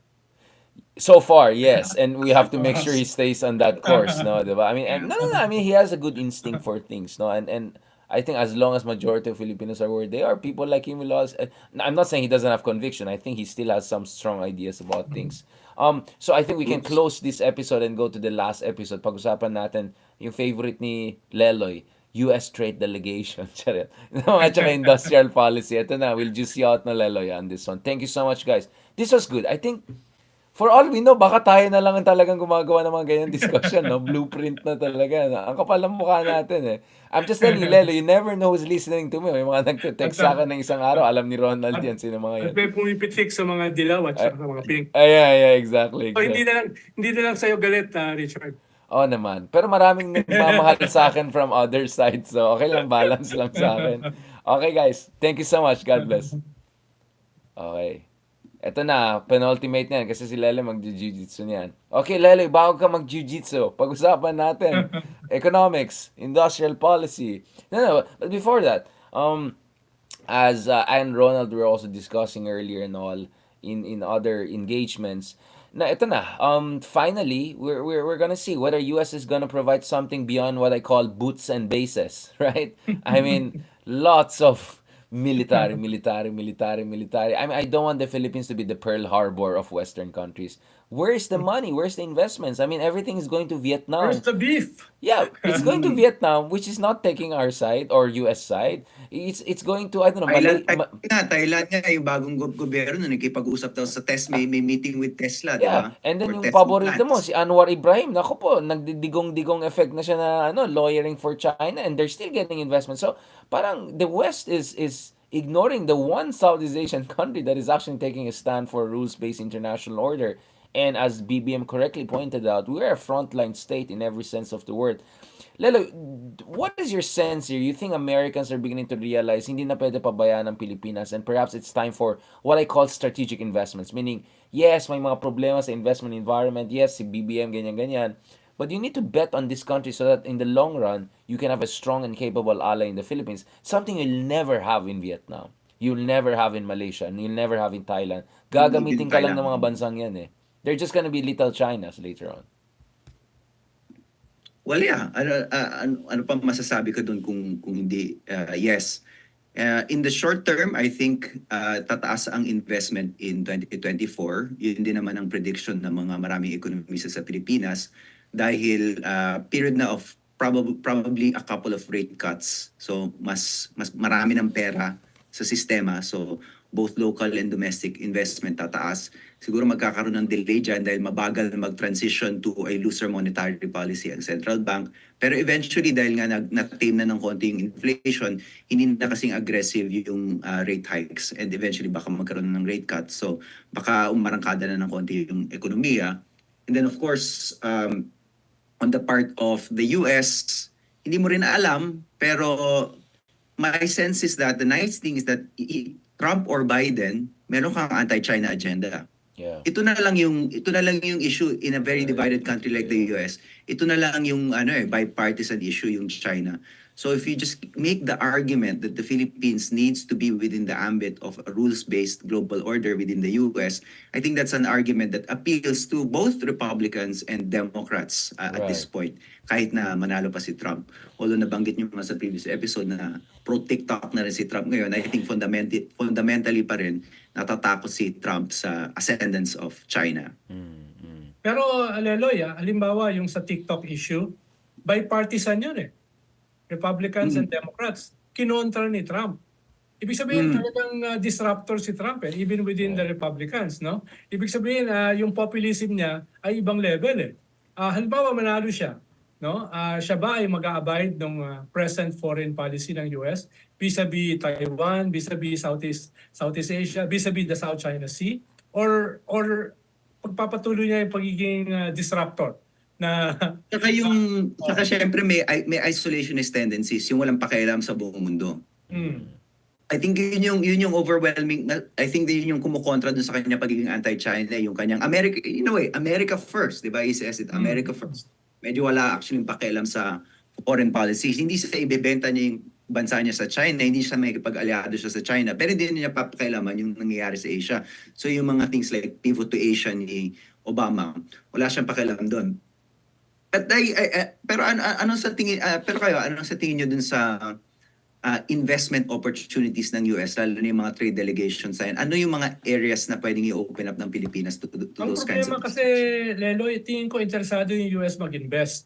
Pero kailangan ng minimum changes sa ating comparative advantage. Di ba? Ease of doing business. Ang dami mong dadaanan, ang daming hihingi. Di ba? Infrastructure. No? Education, no, etc. So, corruption. So, wala akong nakikita kahit man lang kaunting incremental change at this point. So, yun pa rin yung magiging problema. No? Halimbawa, nitong past few months, ang daming high-level US delegation na pumunta rito. Alam mo kanilang reaction? Yung humarap sa kanilang mga cabinet secretaries ni BBM, hindi handa ni walang briefing paper. No? Walang brief. Alam mo ba, yung anak ni Madeleine Albright, galing dito last month, biglang kinancel yung meeting sa Malacanang for no reason. No? So, parang ang kuha nila, napaka-unprofessional naman itong mga to. Sana itong meeting ni Trade Secretary sa Tuesday, sana naman may nakahanda namang papel yung Labor Secretary, yung Trade Secretary, no? Mga ganyan. Sana naman hindi sila malate sa meeting. Sana naman may bibigay sila, no, doon sa mga 150 businessmen na dadalo, no? Dahil yung mga previews talagang nakakahiya eh. Nakakahiya. Sabagay, hindi ako mahihiya dahil hindi naman ako bahagi ng bongbong government. Pero if I were them, mahihiya ako eh. Mahihiya ako. Pero hindi kasing sense, meron din bang sense ang ating mga administrators? May complacency rin ang economic administrators natin because nga yung big picture, they can always fall back on the big picture eh. Demographically, okay. Malaki ang working population natin. Growing naman talaga yung economy. Southeast Asia is where the action is in many ways, and then we have a growing population and we're one of the fastest growing in Southeast Asia. So yung assumption mo is that So autopilot. Ultimately, kahit unggoy yung ilagay mo dyan sa Malacanang, darating yung investors because yung macroeconomic picture is stable. So I think merong sense na nalalal into complacency yung marami sa ating mga managers. Dahil Lelo, alam mo naman na umaangat tayo not because of our own strategy. Yun nga eh. Because of the region. Yung region, because of the region. Tayo eh, no? Pero at the Dahil same bata time, tayo. Pero at the same time, Demography. lumalayo sa atin ang Thailand. Lumalayo sa atin ang Indonesia. Lumalayo sa atin ang Vietnam. at lumalapit sa atin ang Cambodia. No? So ibig sabihin, baka yun yung sinasabi mo na lalal tayo in complacency dahil yung economic indicators hindi naman ganun kasama because of the region.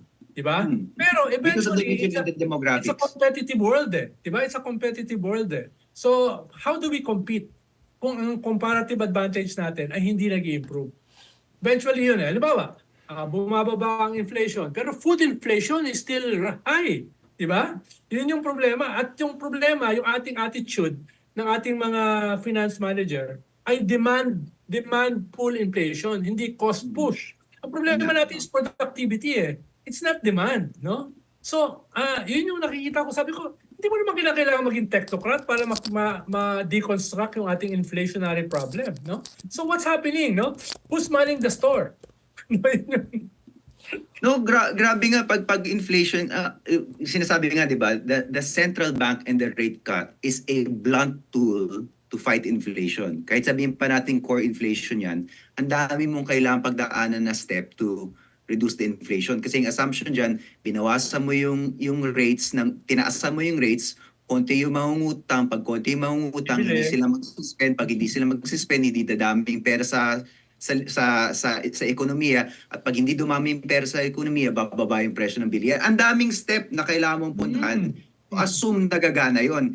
And yung time lag nun, matagal yon. So ang gobyerno natin umaasa sa central bank para ayusin yung inflation problem. Hindi nga dun sa productivity issues. Issues na mas mahirap actually, like issues like middlemen.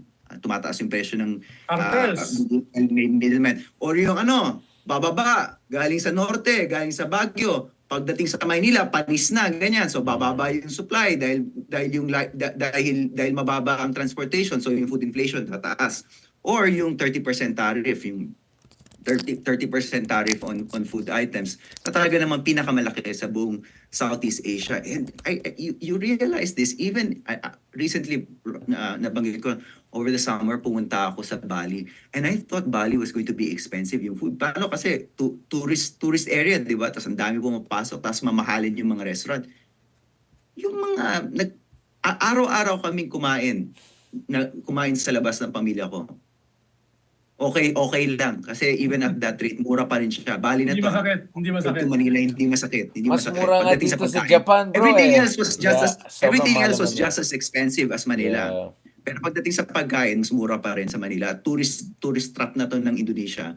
Mas mura pa rin sa Manila. Yeah, it just tells you. Now let me try to say the other side of things. Parang Ronald, ito yung BBC event na, wala, sige ba, ako na lang mag-defend ng West Philippines. No, I mean, I'll put it this way. I mean, I don't think there's a lack of appreciation of nandito na tayo sa strategic sweet spot.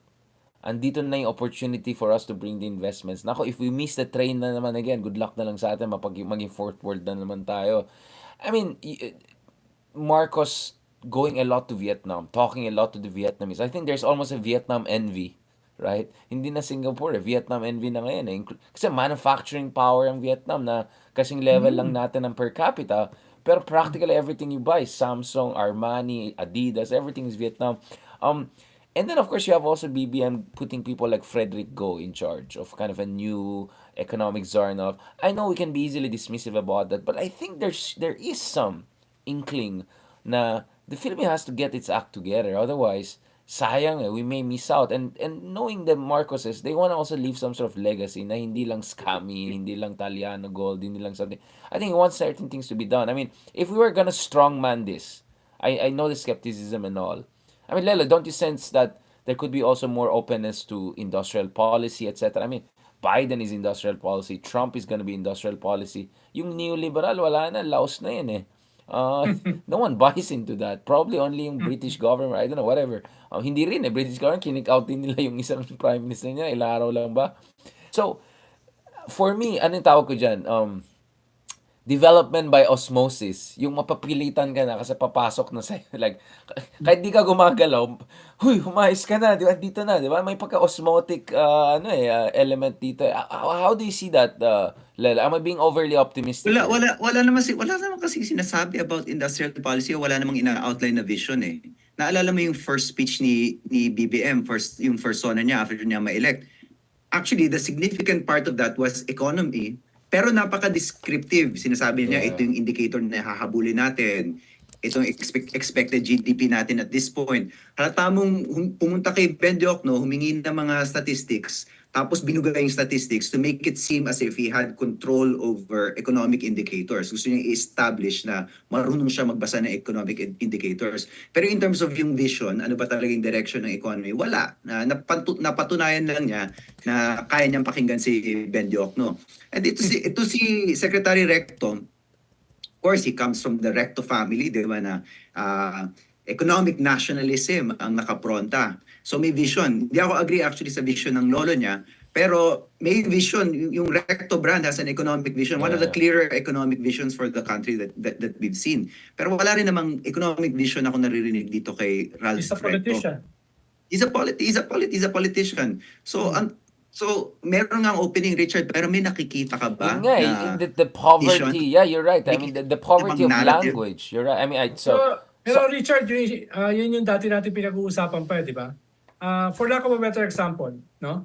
dati pa FBI. kasi wala pang improvement, development. Lelo is exactly right. Isang taon na natin pinag-usapan to. Natin. Diba, sa FBR, no? Meron siyang Philippines 2000, meron siyang vision, meron siyang Tiger Economy Framework.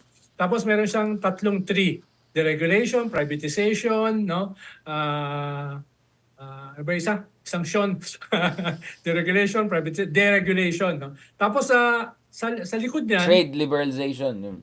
liberalization. Yeah. Tapos yung sa likod niyan, energy, EPIRA law, etc. So meron siyang we may disagree with it, pero meron siyang plano. Diba? Meron siya neoliberal plan. Yeah, pero yeah. ano period of high neoliberalism yun. So madaling makiuso. Kaya nga, may plano siya. Ngayon kasi, gumawa si BBM, yung Bagong Pilipinas. Diba? Yun yung attempt niya eh. As a Bagong Pilipinas, pero nasan yung laman? Nasan yung laman ng Bagong Pilipinas? After nung launching sa Luneta, wala na eh. Hindi na pinag-uusapan eh. Diba? So ano yung, yun lang sinasabi ko, parang halimbawa. No? We may disagree with this, pero ito yung plano. Ito yung strategy. No? Ito yung vision. No? At least meron pa rin pagdebatihan. Ito yung mga policy. Ngayon, ano yung Bagong Pilipinas? No? Anong laman yan? No? Diba? 2 years na eh. Pero baka ito yung parang sinabi yung Tulfo, it's a blank canvas upon which we can, project hopefully something good. I mean, he's doing well on foreign policy. I mean, considering everything. So sana medyo economic foreign policy, economic trade policy, medyo mag-step up naman sila ng konti. I mean, yung foreign policy, kadikit dyan yung foreign economic policy. Ano yun? yeah. Maliban na $90 billion daw na MOU na nakuha. Leloy, do you think, I mean, since this is... Ito talaga yung dapat... Ito yung sa tingin ko dapat pagnilaya na in terms of the Philippines. Kasi ano ba to, nakita ko yung statistics yesterday, mga 60% of our jobs are service sector jobs. So, kailangan talagang tanggapin, at sinabi na rin ni Professor De Justo, na kailangan na rin tanggapin na talagang service sector economy tayo. Pero sabi rin ni De Jos, meron na bang nagtanong, what does an industrial policy for a service-driven economy look like? Ano yun? Anong vision mo for a service-driven economy? Well, look at India. The Indians are making that transition, Lelo. I mean, India is very similar profile to us, di ba? In terms of over-reliance on services sector, underground economy, gray economy, black economy, very weak manufacturing. Richard, what is your vision for service meron silang core economy. No? Hindi ganun kahina yung kanilang manufacturing. No, I know there's the Nehruvian, large steel and all of that. But for me naman, I have noticed in the past 5 to 10 years, there has been really a pivot towards getting in manufacturing investments. So now I think 70% of Samsungs are made in India or something like that. No, obviously they have a scale that we don't have. But I mean, I'm no fan of Modi, but I cannot also deny that they're doing some of the basic things. On port facilities, infrastructure, connectivity. Diba? I mean, ang laki ng improvement ng India, man. I ilang beses I went from New Sila ang Delhi. rival ng China, not the US. Yes, exactly. So, India na 10-15 years na very service-oriented is moving there. Indonesia is another good example, even more similar to us. Puro lang sila extractive industry. I think they were even less manufacturing-driven than us 10-15 years ago. But now, value-added sila ngayon. Yun nga, they're moving value-added, they're bringing more manufacturing investments, etc. So, I don't know, if Indonesia and India can make it, I mean, sana naman, di ba? Konting galaw-galaw dito. I mean, for instance, ang plano natin ngayon is to get into the EV industry because we have a lot of nickel, cobalt, reserves. VinFast of Vietnam, by the way, we can team up with them in terms of building batteries and all of that. So, how can I say it, Leloy? Wala yung grand vision, or at least wala yung coherent vision we're thinking, which makes you think, Leloy, maybe this goes back to your work. Kasi Ronald, I had to read his upcoming book. She's fantastic, and I already plugged it already in my speeches. Don't worry, you know me, I'm shameless. I'm gonna plug it more because it's May advance copy na ba tayo yan? Pasenkas kay Pwede. Leloy. Maganda yan, maganda yan. Kasi Ronald, it goes beyond all of this new liberal discourse. It goes way deeper na yung rot sa core of yung ating economic policy goes 100 years before and beyond. Do you think, Leloy, it's also about this na parang dirty word pa rin ng industrial policy sa Philippines na ganyan tayo ka-backward na intellectually poor? I mean, look at some of our good economist friends out there. Like, the things they're arguing are like, so not third world neoliberal mindset eh. Dapat kunin Ako nila sa tingin ko kasi- dapat kunin nila si Noel de Dios at least as an advisor, no? At least man lang as an I'm advisor. sure Lele has something to say. Yeah, I think kasi yung industrial policy natin, when we think of industrial policy, we think of yung 1950s industrial policy. Kahit yung kaliwa, merong nostalgia Yung over mga prebish, 1950s. yeah. Yung 1950s naman talaga natin is hindi naman talaga sustainable yung industrial policy na yun. Dahil lalo na nung panahon ni Garcia, on paper, yung Filipino First, what it did was it made it seem na tumaas ang domestic manufacturing. Pero mismong si Garcia admitted that during this period, if I wanted to make somebody wealthy, if I wanted to make someone a millionaire, I only had to give him an import license. This is a direct quote from Carlos Raj Garcia. economy, So, Raj kasi economy, yeah. They weren't really targeting the best industries. Tina-target lang nila yung mga electoral allies ni Garcia, and what that meant was, bibigyan mo lang sila ng dollar allocation. With the dollar allocation, kaya na nila mag-import ng cheap goods from the US. And then, babalasahin lang nila ng konti yun, meron ka ng industry. Which is unsustainable kasi hindi naman yun necessarily competitive. Yeah. Pangalawa, nung panahon na yun, dahil may peg ang 2:1 sa dollar, kung nabigyan ka ng dollar allocation, gagawin mo lang, ibebenta mo lang yung dollar mo sa black market to make more pesos. Kasi sa yung official rate, $1 to 2 pesos. Wala naman nag-o-order nun sa black market. Ibenta mo yun for say 3 pesos to $1. Kita ka na. So wala kang kailangan gawin. So rent-seeking economy mga talaga siya. industries, Oh, may mga rent-seeking. on paper, while may mga domestic indices na yumayaman under Filipino First, nagunaw sila lahat. Nasa na sila ngayon? So sobrang effective nitong Filipino First na to. Nasa na yung mga beneficiaries ng Filipino First policy na yun? And were they able to really lead our industrialization? So yung nostalgia ng left for the 1950s, para tayong Trumpists actually, di ba? Meron tayong Make the Philippines Great Again. Meron tayong nostalgia over the 1950s. So give up that nostalgia kasi Pero sino ba gumagamit yan ngayon? Lelo, wala na ako nakikita na nag-invoke yan. No? FDC. You're saying Ibon people? Ibon Foundation FDC. people? Pakalanan natin, FDC. Pero kasi Ibon, hindi naman ganun even eh. things like, Oo. even things like, ito, like, napag-usapan natin si Risa. She's talking about the Constitution at sinong ini-invoke niya as a defender of economic nationalism. Si Alejandro Licauco.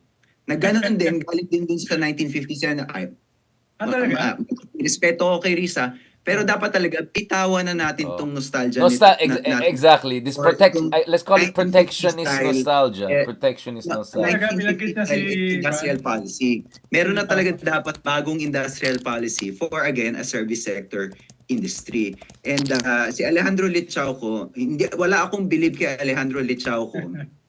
Dahil wala siyang ginawa, kundi depensahan ito at saka si Constantino, wala silang ginawa, kundi depensahan ito si Carlos Garcia, na mismong si Carlos Garcia umamin mismo na magbibigay lang ako ng pera dito sa magbibigay lang ako ng import license, gumawa na ako ng milyonaryo. Kung yun ang indicator mo of industrialization, kalimutan mo na, di ba? So if we keep invoking this, at narinig ko nga si Risa na Licauco pa rin ang minimension sa Senado, medyo na-hamstring na yung ating economic thinking.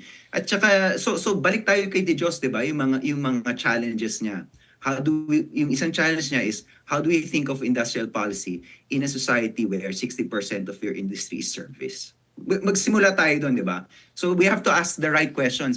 And si De Dios, he doesn't have the answers himself. But at the very least, we should start asking the right questions. Yung mga Yes, tanong sila na Fabella. What about akma. Fabella? I find him quite a reasonable guy when it comes to overall understanding. We need to build a more export-oriented, with a much more loose monetary policy, not obsessing over inflation. I mean, he seems to be one of your heroes, at least in your works. Yeah. Si Fabella. I mean, I Fabella, love the of guy. course. He's fantastic. And then, of course, sa tingin ko, reassess central bank policy. Kasi one of the things after the Marcos period, kasi dati, central bank, when it was founded in the 1950s, explicitly may developmental role ang central bank. So meaning, Yeah. the central bank needed to accommodate industrialization. During Marcos, 72 Constitution, Marcos kept that. The central bank had to have a developmental goal. Ngayon, inabuso ni Marcos yung central bank. Nagkaroon ng massive inflation in the 1980s. At yung central bank was purportedly printing money in Malacanang. That was the rumor, di ba? Ganun ka. So, na-traumatize tayo lahat sa expansive central bank policy. So that after nung panahon ni Ramos, during the period of high neoliberalism and also as a reaction to Marcos in 1993, yung ating bagong central bank law says na wala nang developmental role ang central bank. So single goal na ang goal ng central bank is merely to tamp down inflation. Whereas before, the central bank was like the Fed, dual role. One for growth and one to tamp down inflation. So I think we should go back to yung original vision ng central bank that has a developmental goal. Kailangan i-rewrite yung constitution ng central bank. So for example, when Central Bank Governor Ramulona says na wala tayong magagawa, hindi ko naman talaga kailangan i-prioritize ang development because we are a structurally hawkish central bank when it comes to inflation. Kailangan ang priority ko, rate hike over everything else. Tama siya kasi yun yung sabi ng batas eh. Kasi pinilitan natin yung batas. At ang problema mo doon, itong hyper-conservative central bank na to, sinuportahan itong vision na to ng mga progressives. Si Raul Roco mismo ang nagpasa ng central, isa sa mga big advocates itong central bank na to. At sabi ni Raul Roco nung panahon na yun, you know what, there's so much consensus behind this new vision of the central bank that conservative economists agree with me, but also the Freedom from Debt Coalition agrees with me. Sinabi ni Roco yun eh. So, The development, strange bedfellows.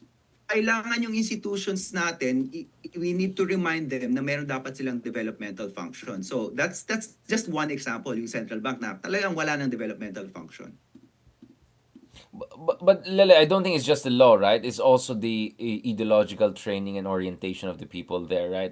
Because, I mean, legally speaking, I think may pagka-dual purpose din naman in fairness ang BSP supposedly, but I think it's also that, but and also the Legally speaking, wala na. but also Kaya the nga interest tayo, groups, right? nagkamali tayo dyan, inassume natin na meron, tapos pinaalala tayo ng mga kaibigan natin, wala. You know, unique ang central bank natin.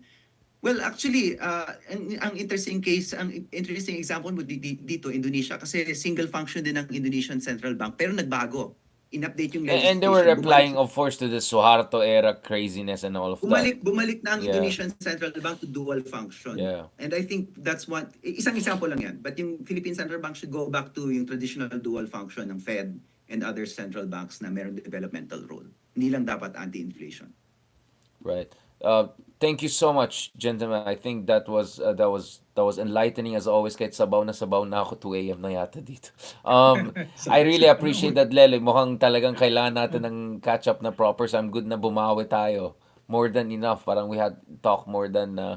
we have like more than 300, 400, almost 5,000 people still watching us way into the midnight. That just tells you na talagang malaking draw itong crush ng bayan na si Ronald Aldens Liamas. Thank you so much, Sir Ronald. Kaninang 10 PM pa tayo magkasama. So, the moving R and the stable R.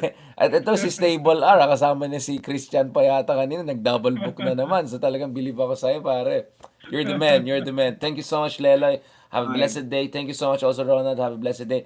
And God willing, catch up soon. Hopefully ikaw, Lelo, in US and hopefully also in Manila Happy soon. Sunday. Okay, tayo dito. Okay. At saka yung Sorry. si Caroline. Okay. Okay. Yung Sige. Talk to Okay. you soon. God Okay. bless. Ayan na, guys. Thank you so much. Grabe, oh. Ibang klase pala tayo eh. Thank you so much, guys. Have a blessed weekend and Sabbath day and good night na po tayo. Napatagal talaga ito. Try ko na lang upload tong mga to siguro by Monday na lang para unti-unti na lumabas. At catch up din kayo. By the way, na-post ko na yung mga videos natin with Tristan. So kindly check. 2 of them I think at least are up. And most of them actually I think are up also doon sa podcast natin, Richard Hidan Podcast. So please check it out. Makita niyo si Tristan doon. Mas klaro. It's the official finalized version. Thank you very much. God bless and talk to you soon. Salamat din. God bless po.